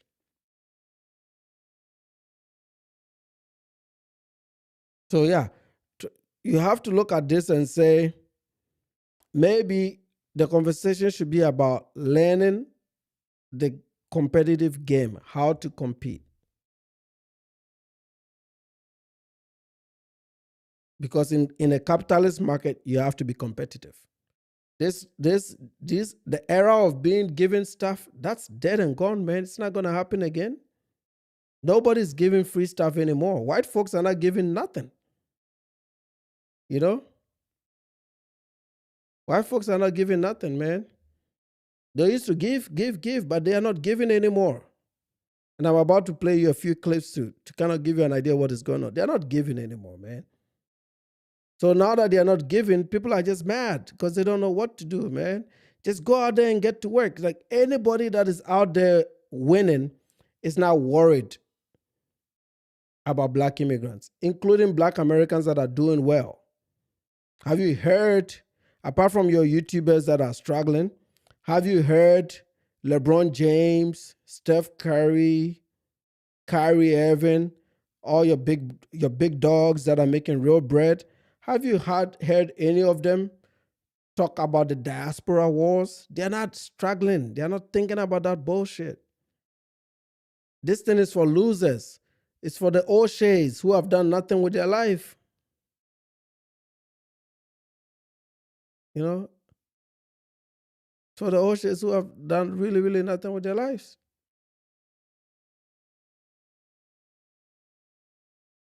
Bry is saying what? I used to be his Uber driver, very nice in person. Where was that? What was that? Yeah. What is it? San Antonio. I did it for, I told you guys the story, right? I drove Uber in San Antonio for, what was it, like maybe a week? A week, and then a white girl puked in my car, and I was like, fuck this shit. I never did it again. That was so many years ago. That was just the early beginnings of Uber when it just started out. Oh, it didn't have just started out, but it was the early stages of it. I was doing that $30 a day program where you had to put away $30, which saves up to $10,000 a year. And I drove for about a week. downtown. I picked up a few drunk chicks and I was like, man, fuck that shit. I was like, fuck that shit, man. That's enough for me. So yeah, if you lived in San Antonio, that could be true. I don't know. Let me know. Tell me some more. But I agree. If it's you, yeah, I am a nice person, you know? I really am a nice person. Uh Let me take this comment.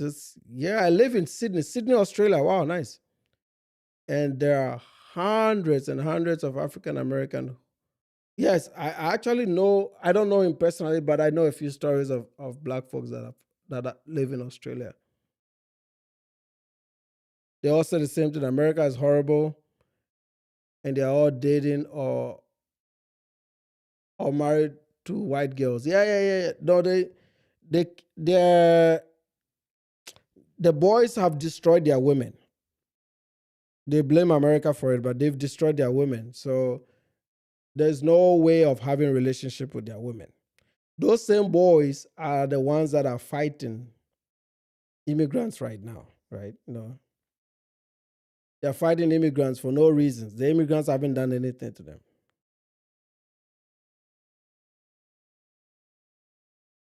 You keep every time I see you in the comments talking about this child thing you're talking about, it doesn't exist. In old African cultures, after Depot, which was 15 years old, right about 16 years old, people could get married. But see, in the US, there are some places where 16-year-olds could get married, right, with parental consent. But most African countries have made that illegal now. And and these are usually in the rural areas, in the villages. But guys that are in the cities, like me, that went to high school in the city, we never thought about this system of getting married to kids that are 16-year-olds, 15-year-olds. That's stupid, man. That's stupid. I got married in my late 20s, and my wife is only 2 years younger than me. So, and that's the story for most of my group of men. Like, we're usually around right about 2 year gap, 2, 3 year, 4 year gap maximum between you and the spouse. So this whole thing that they cook up and they talk about, one of our friends was talking about, oh, the Africans get married because the women want to run away for their freedom. No, they don't. Marriage is a beautiful thing in Africa. They work on their marriage. They have a lot of support. Marriage is cultural for us. We work on it. I was about to show you guys a certificate that I got for attending a marriage session all summer. So all summer, me and my wife were going to church to improve our marriage all summer. And every summer that we've done it, it adds a layer of improvement to how we raise the kids, how we help ourselves, how we resolve conflict. These things help people, man. It's not luck. You guys want to wing these systems. I need to do a whole YouTube video about marriage where I actually teach people this, because it looks like, this with these folks, the daddies are not at home, right? So I'm your daddy now. I'm the FBA daddy, because daddy was not at home. Y'all need to take it seriously, for real, man. Daddy was not at home, so I'm your daddy. I'm the only one that can talk about real serious issues, because a lot of you are scared of marriage. You are so scared of your women, you don't even want to talk about marriage.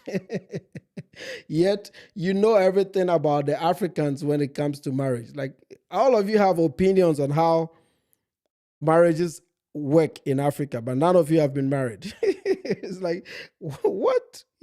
Sometimes you say the most craziest things about Africans. I'm like, I even start to check myself if I'm African, because for some reason, these Americans know more about Africa than I do. I'm like, what the fuck are you talking about, man? Where is this happening? Or the women, that's why they run away to the US. Somebody said it on my call the other day. That's why the women run to America, because they are running away from they make it look like marriage is one-sided. Salute to you, short. They make it look like the marriage is one-sided. It's not one-sided.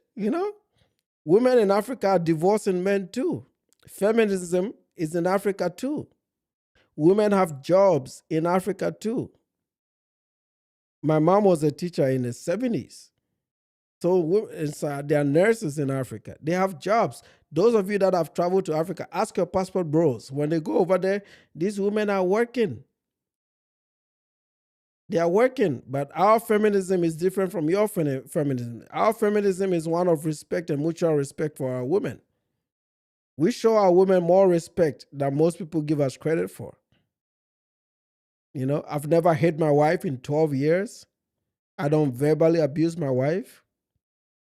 I pray over my wife every morning before she drives off to work. We go to church every Sunday. We take the kids to church. The foundation of my marriage is God. And that is the same for most Africans because we are Christians. We are heavily Christians and Muslims. We are almost 50-50 between Christianity and Islam. These people don't know us. You guys just make these assumptions because you are so surprised as to why these women are submissive to us. So it must be some type of control and abuse. No, it's not. It's an understanding. The president of Tanzania is a woman. Good. And Liberia, Sirleaf Johnson, the two presidents in the past before George Weah, was a woman. The African women that have won Nobel Prizes from Kenya. The Africans didn't eat up feminism the way the Western women did. They are not running for any liberation. Even when they come to America, they all want to have the traditional African marriages. We go to Nigerian weddings literally like every month. There's a Nigerian in the US getting married. Beautiful weddings, Sierra Leonean weddings, Liberian weddings. We go every month right here in America. Some of these women, the last one we went to, the woman was a medical doctor. You think a medical doctor in the US can walk away from a marriage? You know, you just don't want to give the Africans their credit for how good they do this stuff. You know, you don't want to give the Africans their credit for how good they do this stuff. Yes, in Tanzania, Jeda, I agree with you. In Tanzania, we have a dictator who is a woman. The president of Tanzania that put water cannons on her citizens is a woman. You know, so these things of all these women are submissive. Look up a woman called Muzinga Melu, one of the most respected women in Africa. Beautiful, beautiful. She's the CEO of Absa Bank. You know, I can look it up. Absa Bank is one of our biggest banks in Africa. Beautiful woman. She's been married, what, maybe 30 years, 40 years? Look at her. The Chief Executive Officer and Managing Director of Absa Bank Zambia, Muzinga Melu. She's been at the institution, she's been leading the institution since 2017. She has over 30 years experience banking across multiple African countries, the US and the UK. The chairperson of the Bankers Association of Zambia. Beautiful, beautiful woman, Muzinga Melu. She's married, submissive to her husband. You guys don't know us. You've just been told lies about the African people. You don't understand why our women are submissive to us. It comes with joint success. You have to improve on yourself. You have to work on yourself as a man. All your YouTube channels don't teach that. The men that talk, Angry Man. You guys watch Angry Man. O'Shea Duke Jackson. Losers who've only been able to do something because of the internet. When I log off right now, I have a job to go to on Monday. Yep. Even the woman that runs Dangote's office in Zambia is a woman. Some of the most successful entrepreneurs in Zambia are women.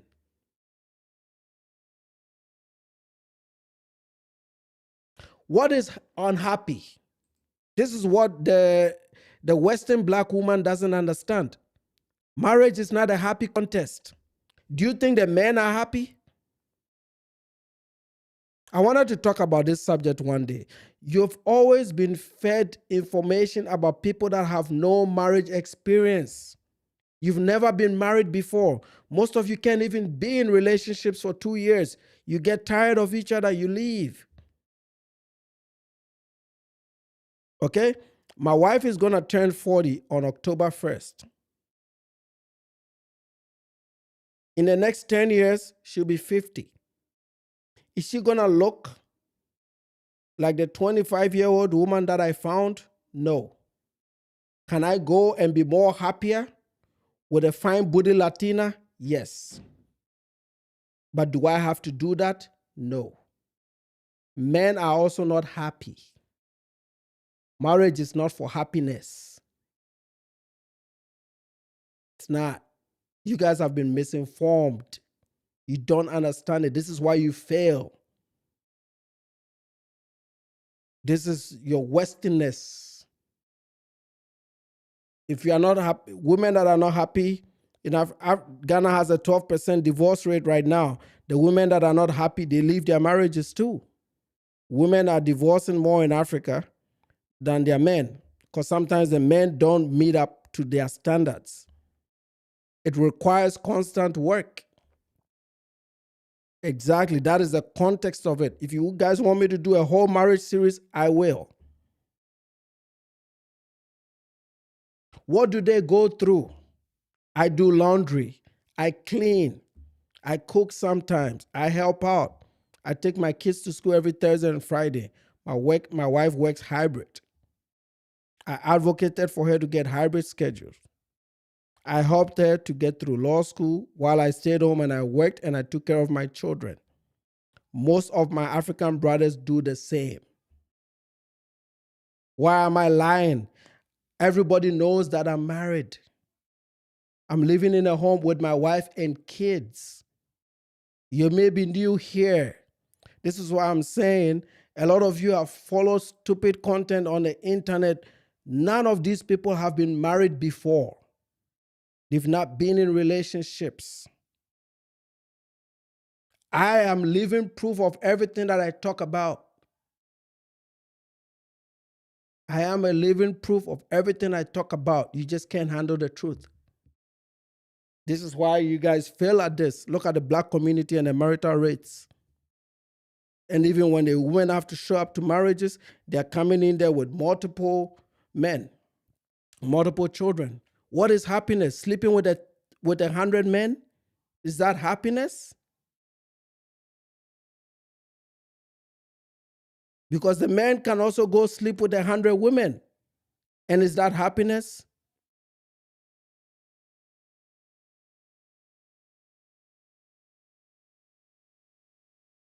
Everybody loses if you look at this in terms of win and lose.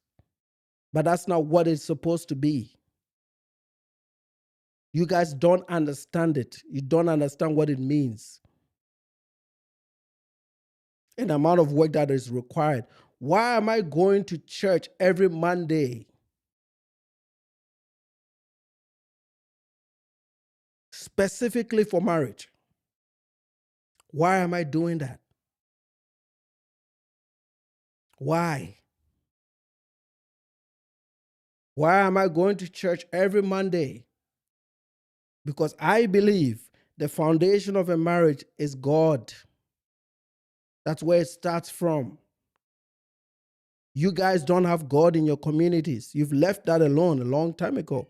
You left that in the 60s. You left that in the 60s. So there's this new run. It's like the Africans can't do anything successfully. Oh, because they do so well with this marriage stuff. Oh, the women are not happy. Why are they still married in the US? The US is very easy to get divorced. The women get divorced all the time. You can literally get divorced for $10. So why are African immigrants still married at a high rate after they've escaped the slavery of Africa and they've been welcomed to the freedoms of America? Why are they still married? I'm in my house with my 2 children and my wife.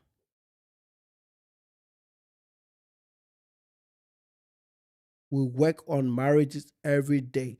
Married people don't have YouTube channels. They don't talk about it. A lot of this stuff is gate kept. So a lot of these people don't understand the fundamentals of what goes through this stuff. The men also are not happy. This is not a happiness context. Raising kids every day is not happy. That's why your men flee these children. Who said is happy to deal with children tantrums, to change diapers, to clean a kid's bum bum? What is happy? This is the Western mind at play. I'm glad you guys brought this up. I wanted to do a whole YouTube video about this because I want to probably get through a marriage series for people to understand what it entails. If it was that easy, everybody would be doing it. It's not easy. Only a few can be chosen. Only a few can do this and do it right and successfully. You know, some of our married mentors, Dr. Blankson in Bloomington, where I went to college, Bloomington, Illinois, 40 years married. 40 years married. So sit here and be ate up with red pill content that is destroying you, and then you want to turn around and hope that your statistics get better. No, it won't get better. Marriage is sacrifice. Nobody wins. Because I could also do a whole lot better with a thick booty Latina. Okay?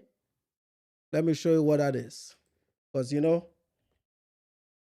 I like to show things. All of us can do with a thick booty Latina. Let's see. Something like this. Right? Is this showing on the screen? You see this? We can all do well with a thick booty Latina. So we are also not happy. Okay? We are also not happy. I'm not as intelligent as I thought. I am. I studied math. I have a degree in mathematics and computer science, a master's degree in math and computer science. Of course, I'm intelligent. I have life skills. It's not just about school. I have life skills. My dad always used to say, there's school knowledge and there's house knowledge. And when I was much younger, he used to criticize my house knowledge because he said, you do so well at school, but you need to learn these things about life. That house knowledge is what keeps you married, is what keeps you grounded. So for you to say the African women are not happy, their marriage is this, no, you're just envious of how they excel and succeed at marriage. Because they would also want their happiness would mean they have to be 3 or 4s, get outside the house, and just put their booties out there and let 100 men just run through them. That is your interpretation of happiness. Well, my junkie can also go around the world and get some big booty Latinas. Why would I want to be dealing with a woman that is 50 years old with some saggy boobs and flat ass? Because as you grow old, that ass flattens out. So yes, we can all last for the niceties of men, of man, right? That's what the Bible says. We can all last. But last is not the goal. Last is why you people can't stay committed. You don't understand your vows. You want to live free, yet you want the benefits of marriage. It comes with some sacrifice. It comes at a price. It comes at a cost. And most of you, according to statistics, 8 out of 10 of you are born out of wedlock. Most of you just can't do it. And you will never be able to do it. You want the statistics to be in your favor, but you cannot do it. That's why your men are all over the world sitting on couches. No, I don't, because my wife is a lawyer. She makes money. She's a 1%er by herself. See, this is why I'm saying all these things you guys talk about doesn't apply to me, because I debunk this bullshit. You are just a bunch of lames. You have no direction. You are young in the head. You are grown ass men, 40, 50-year-old men, but you are very childish in the head. Because daddy was not around to teach you. I'm your daddy. I'm here to teach you. I'm here to teach black folk. So yeah, I may say a few mean things about you from time to time, but I'm here to teach black folk. Okay? I'm here to teach black folk because your daddy wasn't around. I'm your daddy. Okay? You know, I'm your daddy. Salute to Sean. I love Sean, man. Hey, Sean is the FBA I like. You know, that is my FBA. That is my dude, man. Doing it right. This is what I love. These are the guys married with kids, raising kids, doing it right. That's what I love, man. That is what I like. Okay? So come to me. Let me teach you how it works. It looks surprising to you, but it's not hard. All I'm saying is, all of us, you know, you start, like I said, in my case, I started, my wife was 25 years old.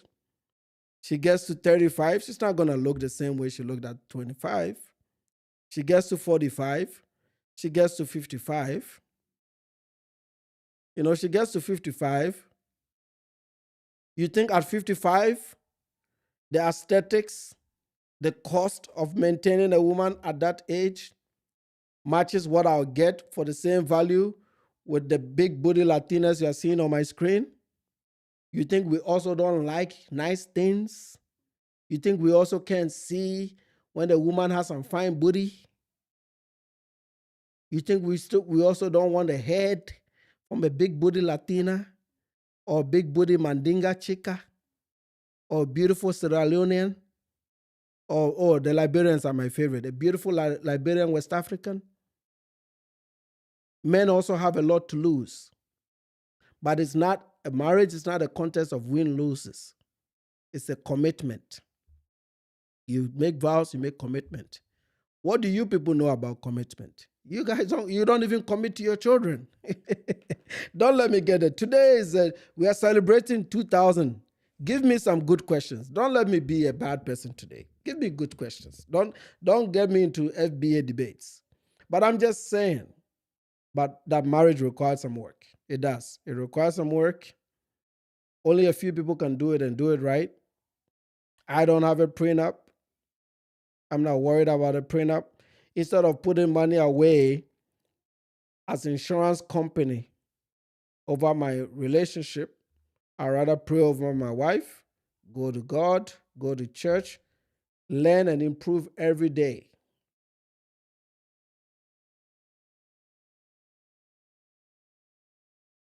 No, you said marriage is hard.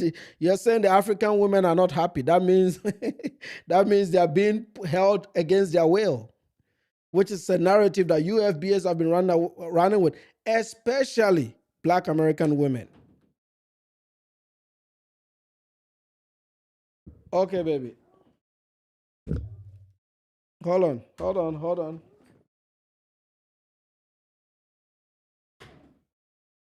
Hi. Hello. What do you want? What? Where's mommy? Go, mommy. Daddy is streaming, okay? Goodbye. Bye-bye.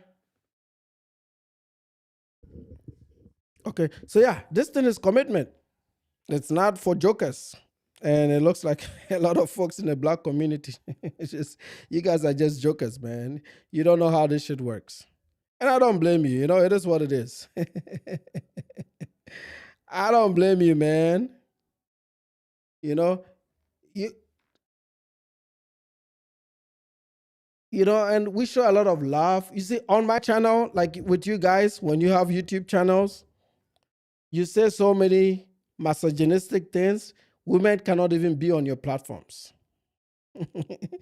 On my platforms, the women are welcome. Anytime we've timed people out, it's FBAs over here saying mean things to the women in the chat. You will never see an African in this chat saying mean things to women. Yet you guys are walking away talking about how we treat our women. But anytime women have been abused in our chat rooms, it has come from FBAs. KF is in the chat. KF is always the one timing out FBAs for disrespecting women. We don't disrespect women here. Actually, I kick people out and I block people for disrespecting women. This is a safe space for women. And I've kept it like this from the very first day. That should tell you about how I feel about women. Okay? So maybe you should learn a thing or two. Your men are not even picking y'all. At least we pick our women. We choose our women. We choose our women. You guys are all over the world, hopping from country to country. The Colombians are kicking you out. Nobody wants to see your asses, man. Americans are welcome everywhere. But then the black folks shows up and they're like, no, we don't want these motherfuckers over here. What do you mean I don't care about women? There are women in my chat right now. There are women that are mods on this YouTube channel. There are women that are mods on this YouTube channel. I've never said a single offensive word to women on my YouTube channel. I protect them. I always kick out your men for misbehaving when it comes to the comment section, talking crap to the women that are here. Some of you even sexualize the women that come in the chat. You talk about their parts, you talk about all kinds of bullshit. You know?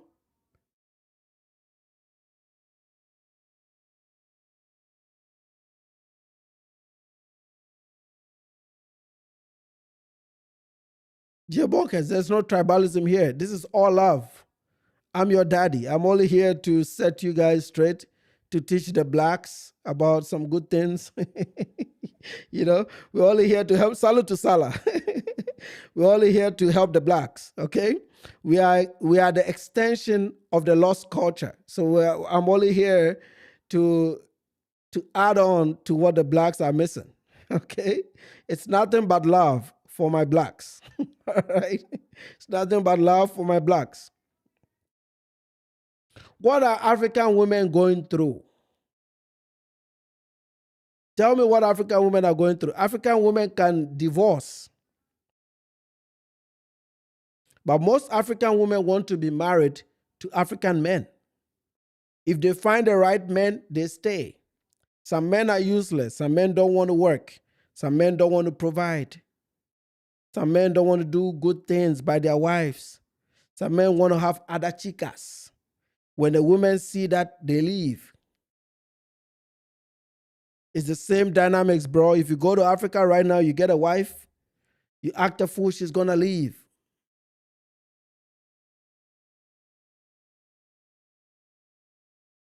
Yes, the African women in our chat. What do they go through? We marry them, we pay bride price, we introduce our families to their families, we go through the whole traditional process, we raise children together, we support our spouses, they support us. What is wrong with that? I pray over my wife every morning, man.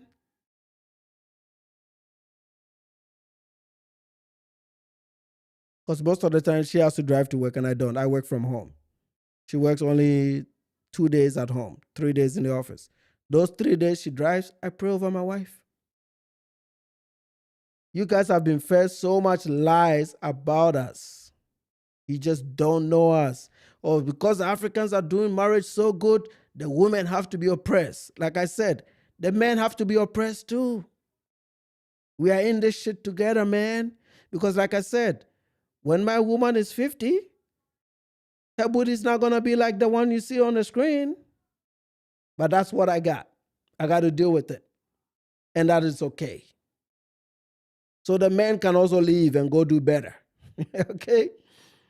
That is I put this up because that's what a lot of Western people think marriage is. As soon as the woman is 50 years old and she doesn't look like the 25-year-old she met 25 years ago, it's time to move on to a big booty Latina. And that is not true. And it doesn't always have to be about aesthetics. It's sometimes in the heart, who that person is. Yeah, I see somebody talking about Janice, and I think they are mocking how the wife looks. She looks beautiful to me, and she looks beautiful in his eyes. But beauty is not just the appearance and the scores that Western people give women. I don't score women. I keep it at the heart level. If you're a good woman, that's good enough. A man will marry you if you have a good heart.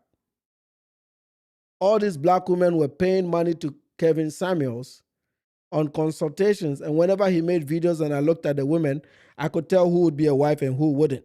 And it had nothing to do with their appearance. It had everything to do with the package. And most of FBA women are not marriage materials. No, they are not. So that is where the problem is. It's not how black women in Africa are trying to flee and leave. No, they really, really want to be married. Let me tell you what, this is what you guys don't know. Let me give you another tip. If you go to Nigeria or Ghana right now, there are women that go to church to pray to be picked, to be married to. That's how much people cherish marriage in Africa. Women are on their knees praying to God to get married because of how much we value it. It's a very valuable, beautiful thing when done right. This is the only time I'm going to speak on marriage because I'm not here to teach you people how to do this stuff. Kevin Samuels have already destroyed your minds. Kevin has destroyed almost 50% of black men in America. You're done. You're done for.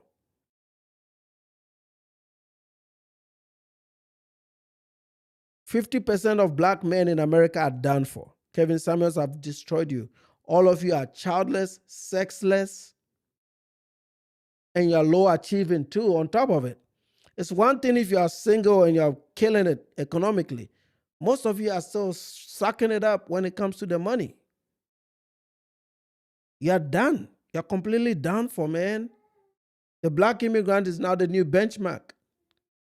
The model minority. Yeah, the black immigrant is the model minority, man. Let's go look at, anyway, enough of the big booty Latinas. You guys have been enjoying too much. Let's see how this guy's fundraiser is doing. How that scam is doing. You see, it's still at 1069. We stopped this guy from stealing from his community. There has not been any donation in 1 month. And the only reason he hasn't pulled this down is because he knows that we're going to look at it. That's why he hasn't pulled it down. This shit is dead. We stopped a theft in the process. And this guy was going to steal from your community. Y'all should be thanking me.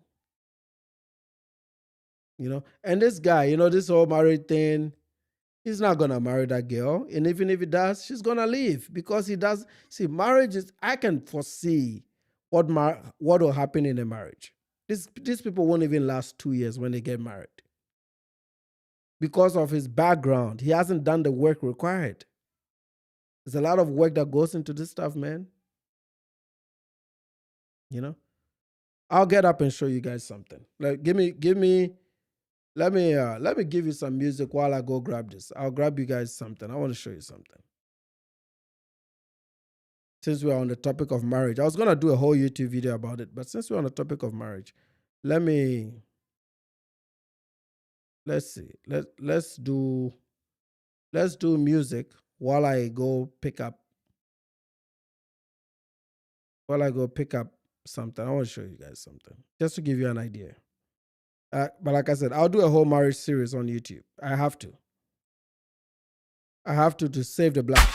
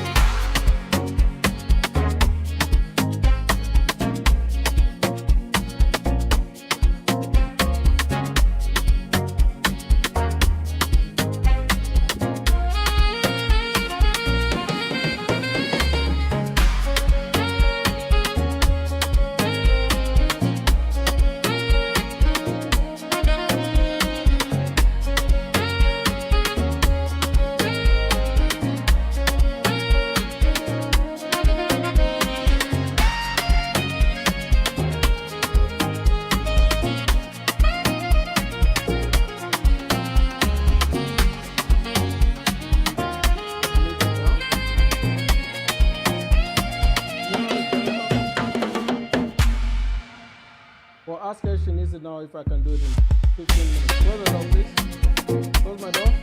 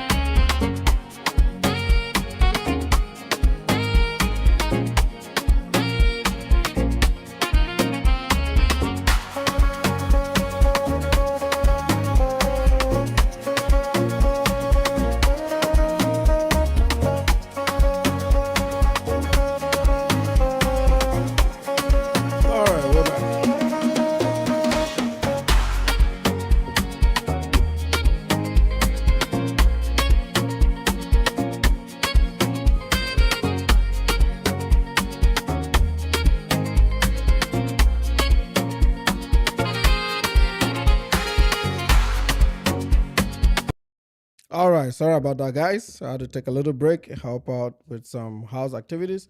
So I'm gonna show you this. If it's framed well, let me move my microphone so I can see. So this is the art of marriage. We do this every summer. Okay, we go husband and wife to church every Monday. There's other programs in church that we do, but we do these things because you can't wing marriage. Okay, you cannot wing it. And in Africa, even though they may not have programs like this, like here in the West, in Africa, they have the families and the experience of other people that have been married in a family to help you through stuff. So they have a system that acts similar to this. And they also have the churches, because contrary to what you believe, there's a lot of churches in Africa. So they have the churches that add on to the traditional systems that have already been formed to resolve conflict. Okay? The problem with Western society is they don't understand how to resolve conflict. And if you don't know how to resolve conflict as a man, or how to lead through conflict when there's an issue, then most of the times these marriages will fail because you're just winging it. Eventually, one of you is going to get tired, you're going to move on. Okay, so it says this certification is called Certificate of Completing Out of Marriage. This certification signifies the shared commitment we are made to the art of marriage. It represents a joyous moment and a promise to God and each other. Remember, first, the promise to God and each other to carry out marriage in a way God has designed. So this is being carried out in a way God has designed. In the West, nobody fears God. You guys are soulless. Nobody fears God. This is your problem.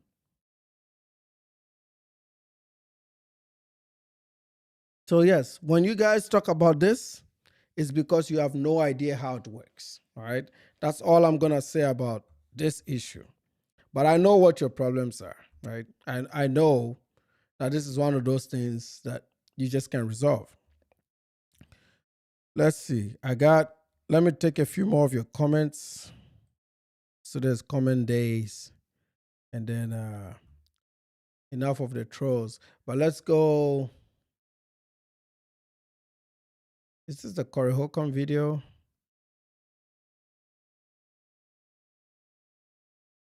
It is. Let's grab it. Or did you mean to say some human beings? Some men and some, you were talking about women, and so I was like some men. So you naturally talked about men because you're both. I just threw the men in there because it's not just women that sometimes don't know how to wash. Like people don't be Dirt. This guy, he had people on his show talking about me and stuff like that. He's in the news now. And I am not saying this to rub anything in, but this goes back to what I really believe that the more you talk, the more you reveal who you are. Mm-hmm. And if there was a better instance for showing that, it's what's going on with comedian Godfrey right now. I'm People unaware. are really going at him Godfrey. because of comments he made. Now, first of all, the internet is full of people waiting on you to make any mistakes so they can run with it. True. Can we, I mean, like, that's just part of the internet. Oh, you know, but I am here to say about the brother, Godfrey, who never knows what people are talking about. You should really shut the fuck up because I know who you are. Here we go. I grew up in Chicago. Really? Did you grow up in treachery? Or did you grow up in a part where you can actually sneak around? See, in Chicago, if you are black, you're going to have problems. And the main problems is the police. I believe anybody can get pulled over by the police when you walking while black, even walking while brown, D. Does that make you feel better? But I'm saying, like, this brother has found a way to hang himself with things that he said.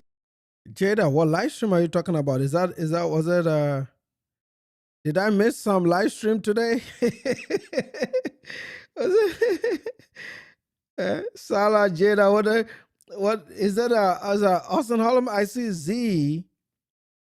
What happened? Let me know. Did I miss something? I haven't been watching Austin Holloman because, like I said, I haven't watched Austin Holloman because I was like, if he is not in Africa, then I don't have to worry about him. So I really let him go. I got a question here. Let me take this. Nana, what are your opinions on Africans who are non-theists or atheists or agnostics? So there's a faction of Africans that are traditional believers. There's a faction of us that are Muslims, and there's a faction of us that are Christians. I respect all religions. As long as you believe in a higher power and whatever you believe in uh, respects the coexistence of the other groups, I believe you're born into what you're born into. So if you're in Asia, most likely you're going to be Buddhist or Hindu. That's just what you're going to be introduced to. So I'm not one of those Christians that believe everybody has to be Christian to do right. My strongest attachment to Christianity is the moral value that it gives me and my children. I think that exceeds everything else. And I also believe in the creation, that we didn't just show up here. So I believe that we were created by God in his image. And even all these other religions do believe in those things. So now, whether or not, people are always, the white folks came to Africa and they introduced us to this religion. But what if God sent them to show us something that we didn't know, right? But if I go back and I look at Egypt and the Middle East and all these things that are in the Bible still existing in reality today, and if you actually follow the teachings of Christ, you can do a whole lot of good for yourself and for other people. So for me, just even the moral values is just something that is very important to me. But I don't knock people. To answer your question, I don't knock people that believe other things as long as they are doing right by humanity and doing the right things. But like for me, but I am a Christian. I believe, like I said, we talked about marriage briefly today. I believe that a lot of marriages that fail is because they don't have God or some type of religion as a foundation of that marriage, right? So as long as you don't have that, most of those marriages are going to fail. All my few friends, not very, I only have 2 friends that got divorced. But when I look at those 2 friends, whenever they were going through issues with their spouses, they never turned to God. They always went to therapists. They spent all their money on therapists. They believed that the professionals were going to help them resolve their issues. And I knew they were going to fail for those reasons, right? But anyway, I hope I answered the question. I'm following up on Jada's things because I missed the stream today. Yeah.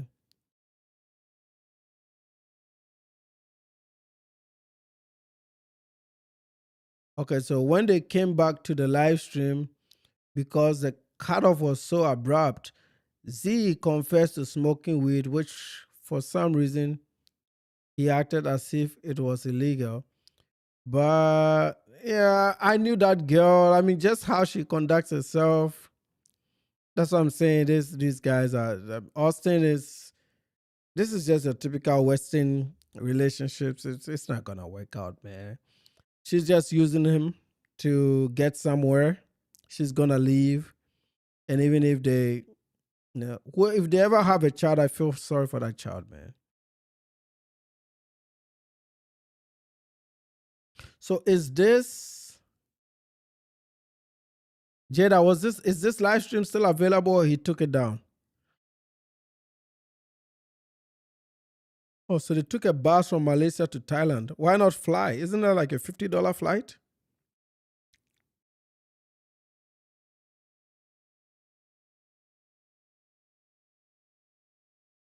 Yeah, it looks like some chick he picked up from the nightclub, man. Let me get through this Corey Holcomb story. I'll see if I can find the Austin Holloman thing you guys are talking about. As he became loose with his conversation.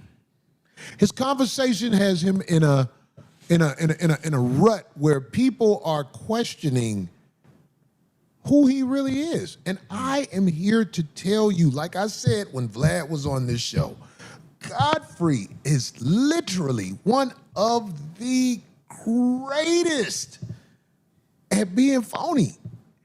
It's just right now he's being caught up a little bit. Now, I don't expect y'all to agree because Godfrey might smile with y'all. You know what I'm saying? But I'm saying, like, this brother, he's always had that disposition. Let me tell you something about my brothers who come from the continent, Africa, and come over here. They don't accept us fairly. They always feel like they're a step ahead of us for the most part. And nobody really says this because it's not something nice to say. But I'm telling you. So he knows it's not something nice to say. Then he says, nobody says this. No, all of you say this. I've not heard a single African, maybe Nana, I do. But I've not heard the average African going around saying that they think they are better. For me, I look at the data and the data suggests that we are, right? The data does suggest that as a group, for black immigrants, black Africans and the Caribbeans in the United States, if you look at the data, as far as crime, education, incomes, yes. As a collection, yes. Okay, comparatively, it's not even close. And that is fine. So is it the data telling you, like when we did react to, I think I did the pasta video. There was a black pasta video that I reacted to where this came up with the Asians. And they were saying the same thing about the Asians thinking that they are better. It's just them thinking that, or are Africans going around saying that they are better? Nobody says that. See, here's the thing. The consensus is that if you come from a poor country, you're supposed to do horrible. But these people don't understand that if you are given an opportunity and a chance to perform in this economy, you just want to give it your best. A lot of people depend on us. We've come from systems that are not good enough. So for a lot of people, these opportunities, when they come, they're not here thinking they need to funk it up just to be accepted by the black community. They want to win. You either want to win along or ignore it. But the 2 million Africans that have come to the United States, if they are adding on to the black statistics, that's a good thing. That's better than the 7 million black folks that rotate prisons year in and year out. That's a good replacement. So why is this even an issue? See, if you have a problem with Godfrey, who is so detached from the African continent? Godfrey is born and raised in America to African parents. So he is just as American as most of you. Just that his parents came from somewhere, but he's born and raised here. He's right here with y'all. He's been here his whole life. Probably has no knowledge of Africa, doesn't even speak the languages of Africa. And the last time I checked, he's been around y'all. He's made his money around your community. This is the risk that I say people, especially creators, entertainers, if you go for the black money, you can never be objective when it comes to black issues. You're going to get canceled. You've seen them do it to everybody. They've done it to the Asians, the Cubans. They've even boycotted African stores because, quote unquote, we don't mess with them. So this is their behavior. I'm doing a story on Rosa Parks. And when it hits, they're going to be mad about it, but it is the truth. They don't like the truth, right? But we are looking into the history. We're looking at certain things. And some of the things that I'm seeing in the books don't really add up. But, we're going to put it out, right? But I can put it out. Godfrey can't put it out. Flacco cannot put it out. Because they have to get the black money. I don't have to get the black money, so I can look at it and say, this Rosa Parks story was a lie, right? But they can't say that. I can. Because I don't depend on the black subscription or the black views or the black dollars. So I can be myself. And I like that about me because I can speak on things that I want to speak about. And I blame Godfrey and Flacco. Well, they want to make money. It's like, if you are nice with the blacks, they'll watch your stuff, they'll big you up, and you get some money. But you always have to be nice to them. You can't be critical of them. Okay. They're like little kids. You got to always be nice to them. You got to pamper them, make them feel good. Our feel good friends. You got to make them feel good. As long as if you try to be objective, you're gonna be in trouble with them. So I look at these things and I'm like, you know what? Nah, I don't want to be. I want to be myself. It is what it is, man. Some of you are gonna get offended, but you're still my favorite people, right? The blacks are my favorite people. You know what I'm saying? The blacks are my favorite people. I really love the blacks, I talk about them because they are my favorite people. They're very entertaining. They're always going to give you something to talk about. What is life without talking about the blacks? You got to talk about the blacks, right? So I talk about them, but I think they're just too sensitive. They take some of these things way too seriously, threatening to blow up people because I've said something they don't like, so they'll threaten me and say all kinds of things. you know. But at the end of the day, it's just for the content. It's entertainment. Enjoy yourself, okay? I don't hate you, right? We're just providing counter narratives, and we're laughing together, okay? Just come here, enjoy yourself. But I'm not gonna pander, And I think some of them sit on the sidelines hoping that I will. I never will. I never will. I never know. Now, if I was unemployed, I would, right? Because then I'll need to pay the bills. But right now, I don't. I don't need to pay any bills. I'm good, man. So it is what it is, man. It is what it is. Anyway, let me go look for that. Oh, I heard you said Relo is going back. Relo is going in 2 weeks. Yeah, Kobe is out of town. Kobe is in Mexico.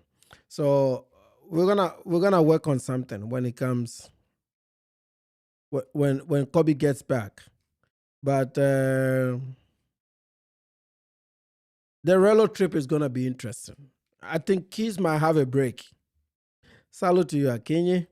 I think Keys will get a break. The Relo stuff will be interesting. I don't think he'll do it, but hey, let's see. Let's see. I never really wanted to talk about Austin Holloman, but let's see. Let me see what he's been up to. Because I don't watch him.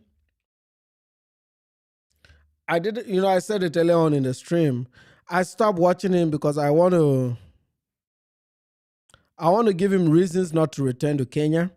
But if I'm always talking about him, oh yeah, you see, he's still doing the same thing. He's still doing the members only stuff. So all these are member videos.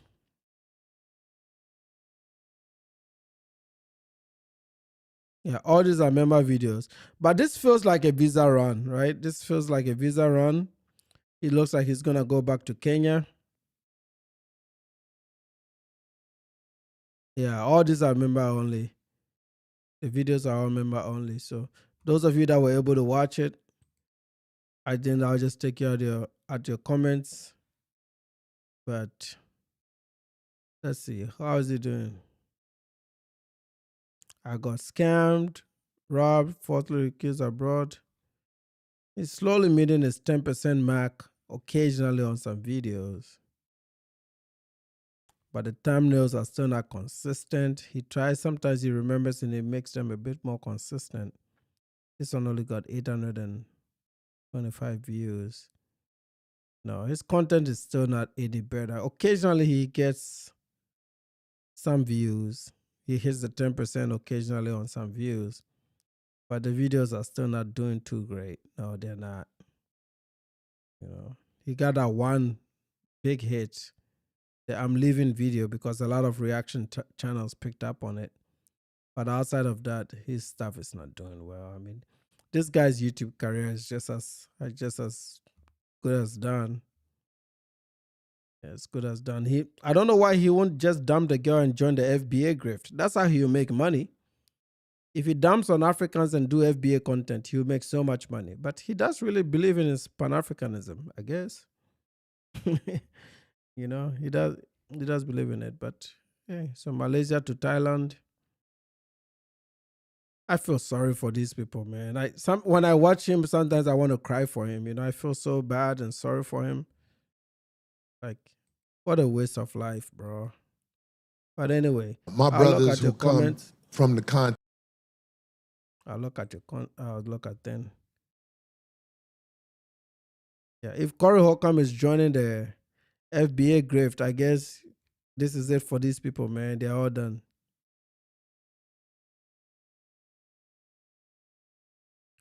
Oh, you tried to send me some files? Uh let's see. Let me give you Nana Kwaku TV at gmail.com.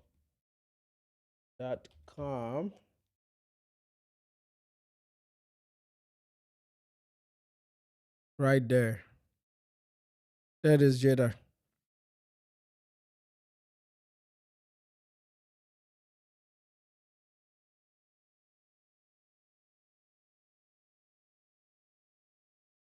Yeah, I agree with you, man. Yeah, I see, and we don't need all of them to stop, right? Because that will mean we will never stop. But if we get, I don't mind Tariq Nasheed because I think he's an idiot. But if you get people like Phil Scott, um, Phil Scott is one of the big ones.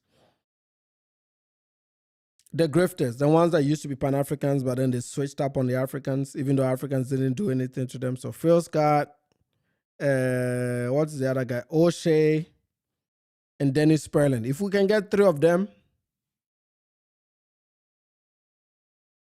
if we can get those three of them to act right, some of us will stop. Because like I said, I don't enjoy hitting these people like that, you know. I'd rather do something else. There's a lot more topics to cover. I have a lot of range. I can talk about anything. I know so much. I can talk about so many different things. I'd rather talk about those. But for the meantime, we're just gonna return the same energy until they change up a few things, you know. If they don't change their lives and act right, we're just gonna do the same things.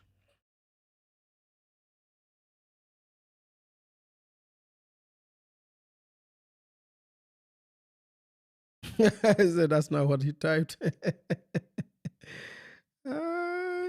Are you send if you're sending it, I can pull it up and check. I'm behind on emails. I got to return most of your emails this tomorrow. Tomorrow's a good day to.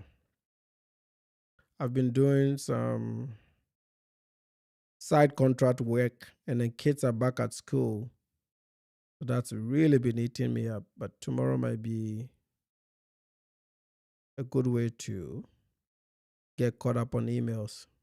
Damn, I have 86 emails in the content email. That means I'm really behind, but I'm gonna get caught up tomorrow. Okay, I miss a.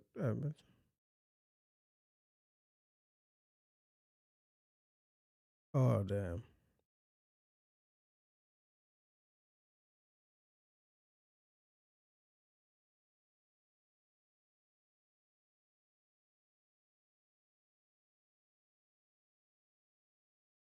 Pickle.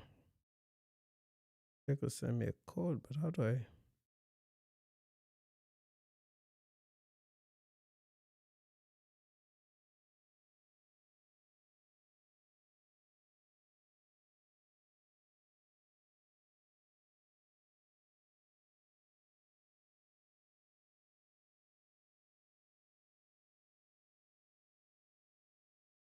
Oh man, I haven't checked my email for a whole week.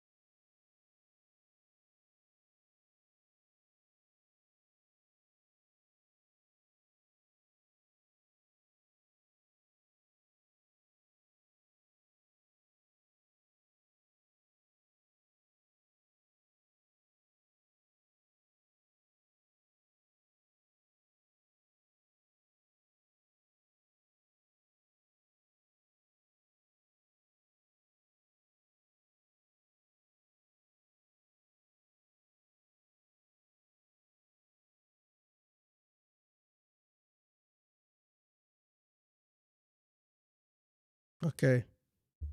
Let me see. Let me know once you are sent the Jada. I got the email open.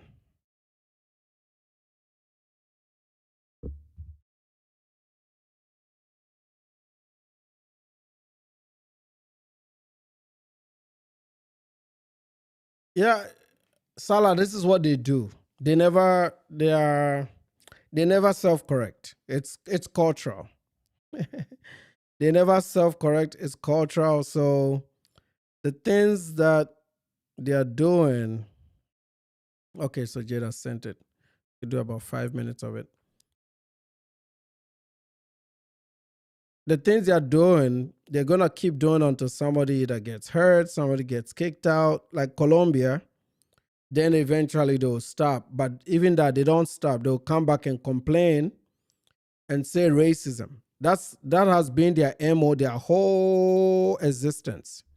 Soon as somebody pushes back on their bullshit, they'll turn around and say it's racism. Right? So you're gonna see them start to call Kenyans racist. Yeah, just give it a few days, man. You're gonna see these guys start to call Kenyans racist for starting to send them back. Meanwhile, we've been warning them for a whole year and they've never listened, right? That's just what these people do, man. I see it now. Let me let me grab one of them.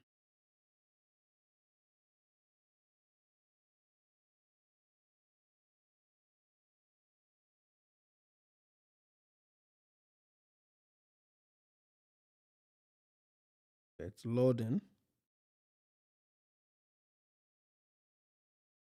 Let me see. Let me pull this up.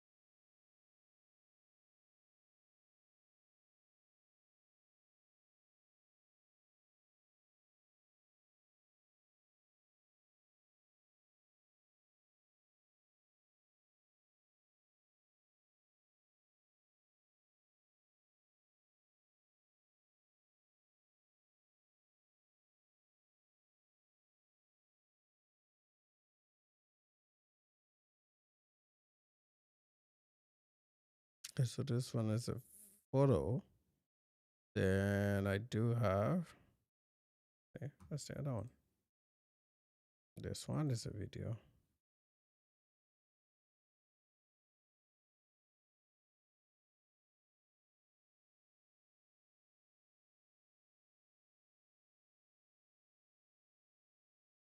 Okay, so let's see.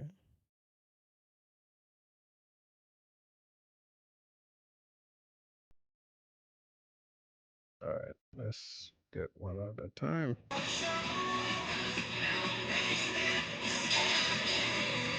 Yeah, a lot of Europeans and Americans go to these other countries and they make it like that.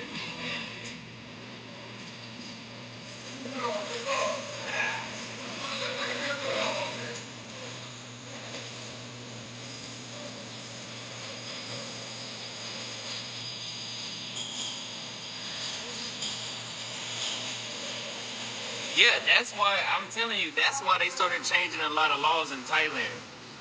Hello. Thank you. They uh they made it like that because too many of us started coming there. You can't lie, bro. Everywhere, whenever we start showing up in mass numbers, shit start changing.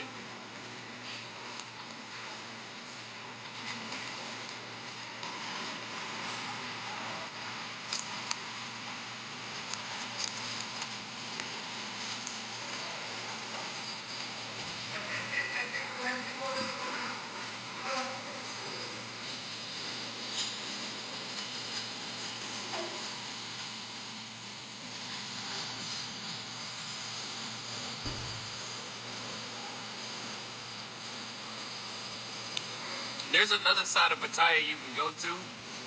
I think That was one of the files. Let's see what's the other one.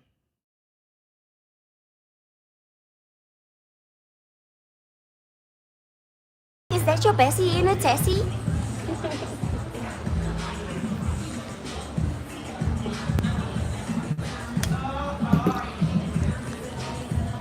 so. Now I'm smoking. Did you find another vice? He said, "Do you smoke weed like Z?" Just kidding. No, I would. I just did. Oh, that's right. They have weed in Thailand. Oh, okay. Yeah, she don't care about weed. What's wrong with you? But I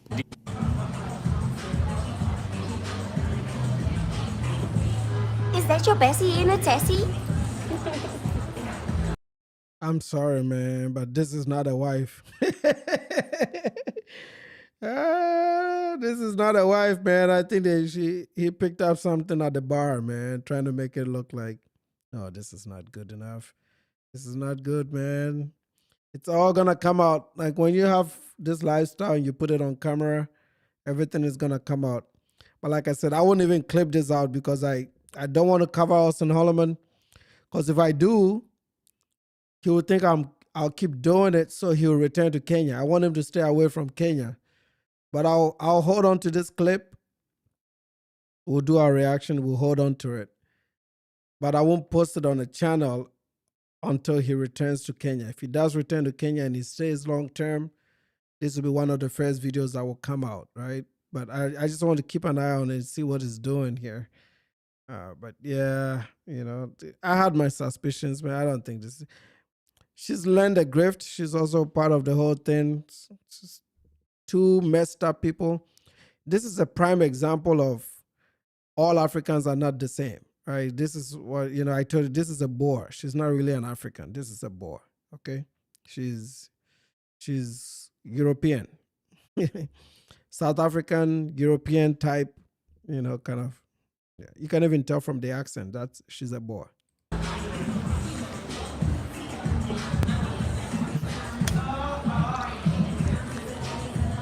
So now I'm smoking. Did you find another vice? He said, "Do you smoke weed like Z?" Just kidding. No, I would. I just did. Oh, that's right. They have weed in Thailand. Oh, okay. Yeah, she don't care about weed. What's wrong with you? But I would never smoke weed. Like, I'm not saying I've never done it. I've done it like 150 times. And every time I smoked it, I was just like, why do people do this? Like, the euphoria was, I told y'all, remember that time I told y'all Bobby and I was in South Africa and we had those gummy bears? And we were like thrilled, like. That was the 81. Let's see. Which other one does he have?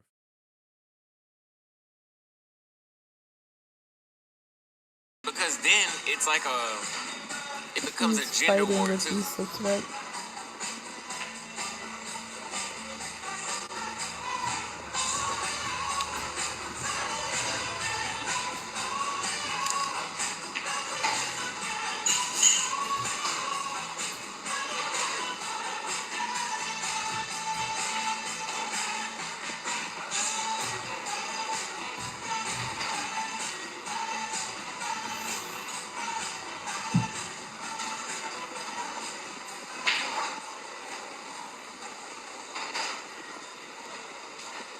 Yeah, when Z gets back, I don't know what she back there doing. When she get back, I'm gonna have her bring her phone, cause I can do it from her phone.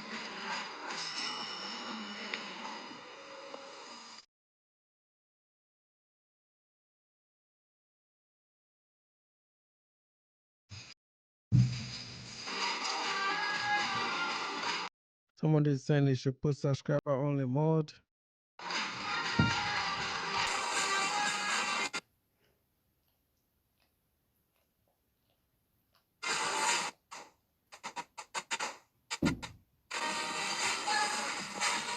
But you okay? Let me see your phone. I need subscribers on it. They keep sending these fucking trolls, leaving the same stupid ass comments. You okay? What's wrong?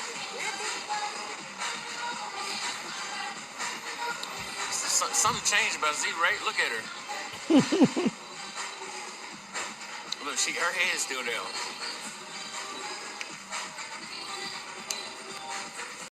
Yeah, very typical boar. You know, that's what the boars do, man. Yeah, very typical boar. She's a druggie. She went over there to get high. Couldn't even control herself.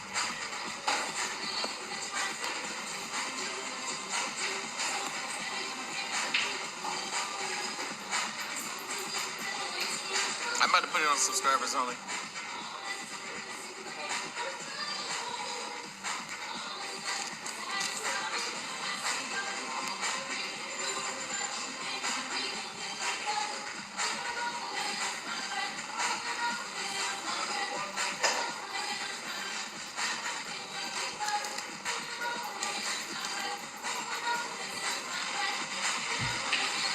Yeah, we gonna go back to South America eventually.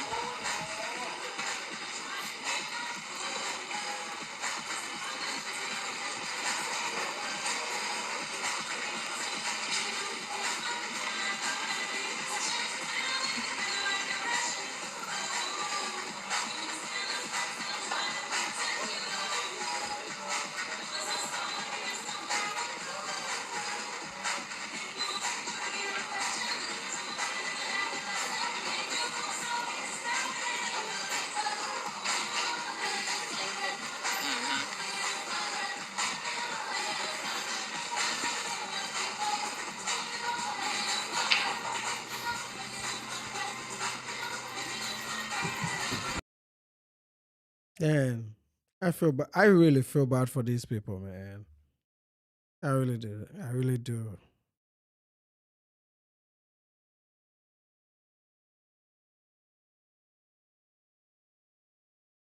Oh, so he was supposed to take a break from smoking and drinking? I really do, man. That's why I stopped making videos about him. I really feel bad for this guy, man. I won't lie. You know, I think I have to start praying for him. I really feel bad for this guy. I don't know. What a way to waste your life, man. What a way to waste your life. And then he's got her on the same track. She's not gonna make anything out of this, you know. If there's any money she can make, maybe grow her channel, does she post any content herself? Is she doing well on YouTube by herself? Because she can go to Namibia if she can make $500 a month on YouTube. That's enough money to live, you know, maybe complete this tour with Austin. Whenever she's done with this tour, move back to Namibia and just live out her life, man.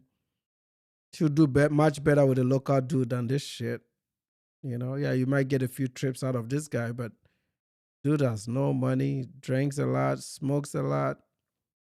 And now she's also smoking all kinds of shit. Looks like she's even addicted to this thing.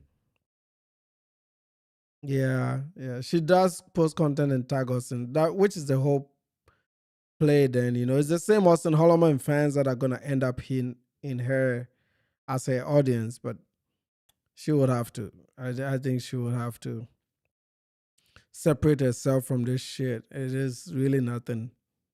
I feel bad for her. I'll be honest. I really feel bad for her. I feel bad for him too. She was a radio host. Yeah, she should go back to that job, add content creation, find herself a regular. So the dudes in Namibia don't like. See the Namibia is like Botswana. They don't like the light skinned women like that. They don't really like the boys like that. They like their local women. So I don't think she had a lot of options at home. But still, I bet she'd do better with a local dude than this guy. Yeah, Uh, yeah. She. No, I feel bad. I really do feel bad for this dude, man. Anyway, I don't know. What do you guys want to talk about? Let me see. Let me give you another 5 minutes to wrap it up. What do you guys want to talk about? Ask me any questions. Today was your show.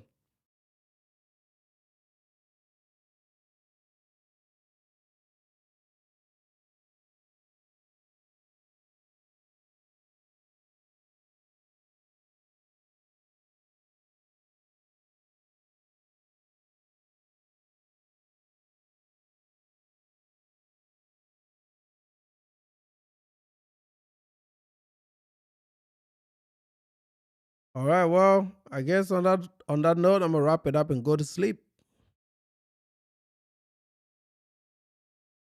Money for the school, right? Good question. I just checked it, but I think you just joined, so let's go back and look at it. The fundraiser is still up, but it hasn't gotten any donation in 1 month. The last donation was these two were the last 29 days ago and a month ago, so right about the same time. So it's been a month without any donations. It's still sitting at 1,069. I think about $600 of this is Austin Holloman himself. This one here and this one is Austin Holloman himself. Sorry. So yeah, I think it's dead. It's been at 1069 for a month now. It's not gonna go anywhere. The only reason he hasn't taken it down. Oh, sorry, my allergies are killing me. The only reason he hasn't taken it down is because he knows we are looking at it. So it'll be embarrassing.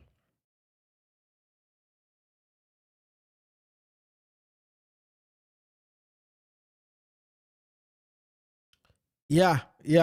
Good. Yes, I was supposed to go to Del Paso Heights. I called it off because I called it off because I made that deal with him then. But now that that stuff is over, I think we're gonna make that trip probably in the fall. We're gonna go there. We're gonna go and do a stream from Del Paso Heights.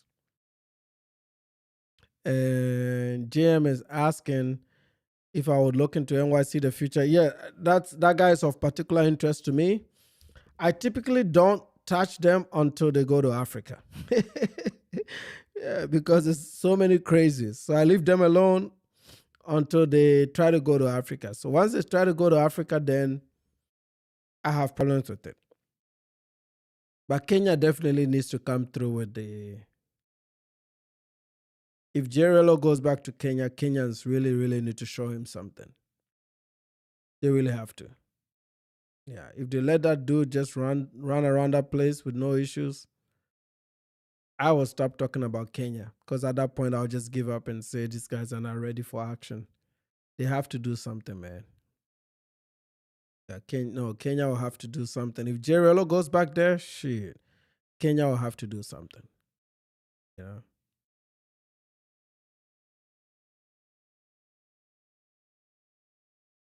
Yeah, I don't think he'll ever go back to. I don't think he'll ever go back to the DR again because they will arrest him if he does.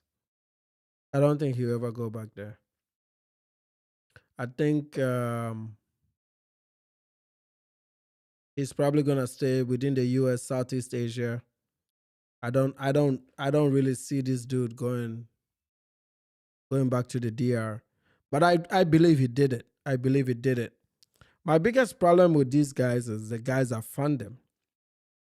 And it looks like the funding is coming from the same people that funded Floyd, the same people that fund Jarello, and the same people fund NYC The Future. So I'm just hoping that one day some of these dudes will all be indicted with a RICO, like as an organized group, because they're funding guys that are doing pedo stuff overseas. Maybe a federal prosecutor will look at this and bring a RICO case and get these IP addresses of all these usernames and jail a whole bunch of dudes that have been sending money to these particular creators. When that happens, I know it will happen at some point, right? Because Floyd is still fresh. Floyd has not even been uh, convicted yet. When that happens, you know, when that happens, I think a lot of these guys will stop giving money. If we get these black folks to stop giving these people money, a lot of these problems will go away. And that would open up travel for them. I don't know why they are screwing up their own ability to travel. It's like you're destroying your own chance to travel, but it looks like these people don't care. Chris is saying Relo had a fundraiser an hour ago for Kenya, but only raised $100 out of 1,500. So he's gonna try again tomorrow. What is Relo's channel? Let's look at it. Let's out of curiosity, let's look at it. What is the channel? That would be a good way to wrap it up. Because I wasn't gonna talk about him until he gets to.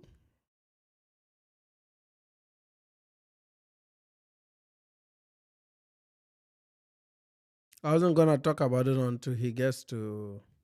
Then please put it in the chat what Relo's channel is.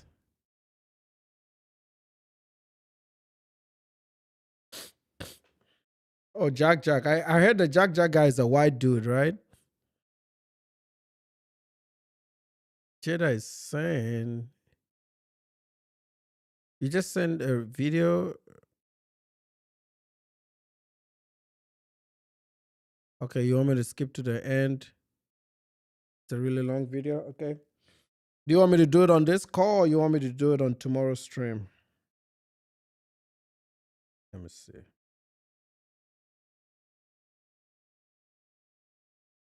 Okay, I got two different videos. Is it two? No, one. Okay, I got this one.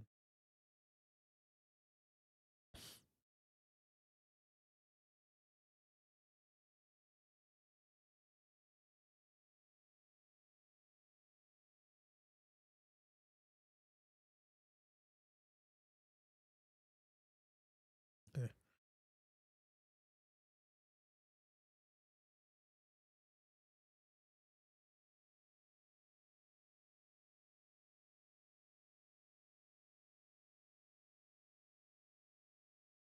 Okay.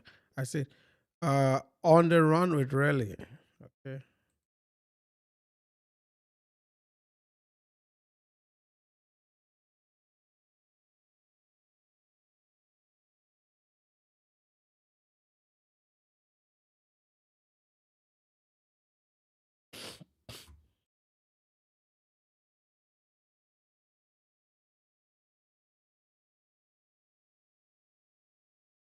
Did it take it down?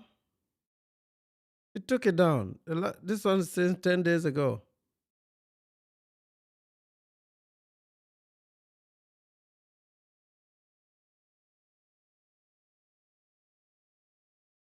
Yeah, he took down the video, man.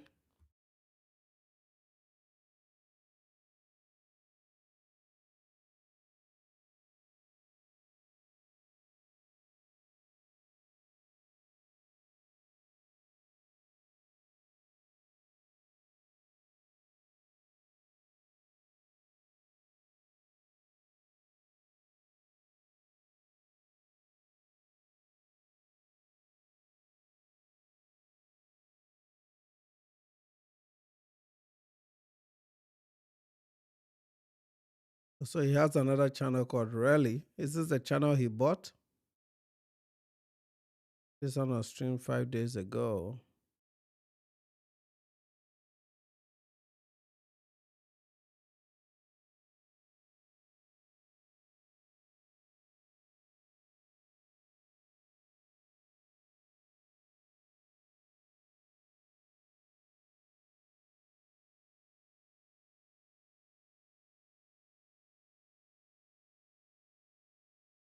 Yeah, I think he's taking down the stream. I can't seem to find it. Both channels don't have it. Oh, he took it down. He raised only $100.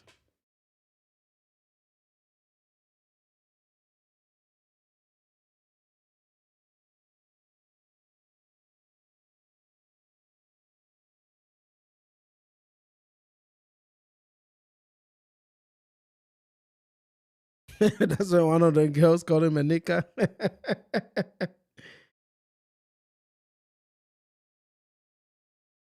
Yeah, see the figures. Yeah, we need some people. I mean, I don't think immigration would do much with these people. You know, like we need a ground vigilante corps. We need some guys that will harass the hell out of these people. That's just my honest truth, man. We need some guys that can do some harassing. That's the only way this thing is gonna work. You can't do nice with these people, man. I'm telling you, man. Yeah, it looks like a channel he bought because it doesn't have enough videos on it. It just got created. Yeah, no, they can never come close to that. Even O'Shea, even O'Shea with all the money he has, it's hard for him to break through the Kenyan elite and the Ugandan elite. That's why he's so mad and upset, because he thought he'd be able to play with the big boys, but the big boys just never accepted him. Africa is just like that, man. It's hard to it's hard to break through to the big boys. Sometimes money is not enough. These guys are lames, They are nothing. So when they go to Africa, these Africans can tell that these guys are just nothing.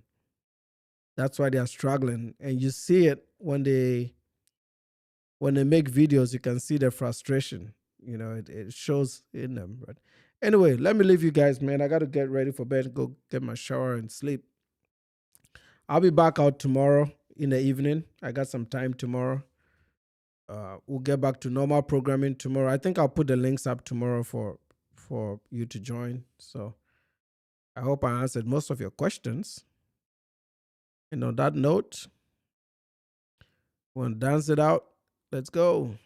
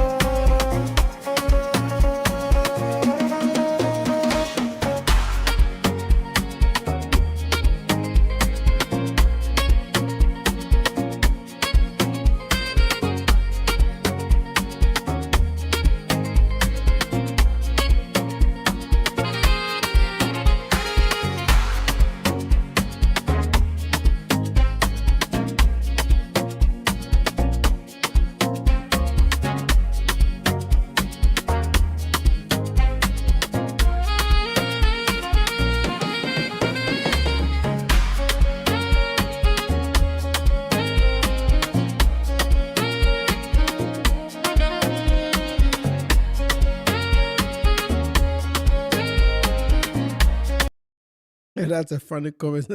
Kenyan pros need to stop helping them collect. We love you too, Salah and Jada and Akinyi and all of you. Thanks for your support. I'll see you guys tomorrow. We'll be back tomorrow. I'll put the panel up tomorrow.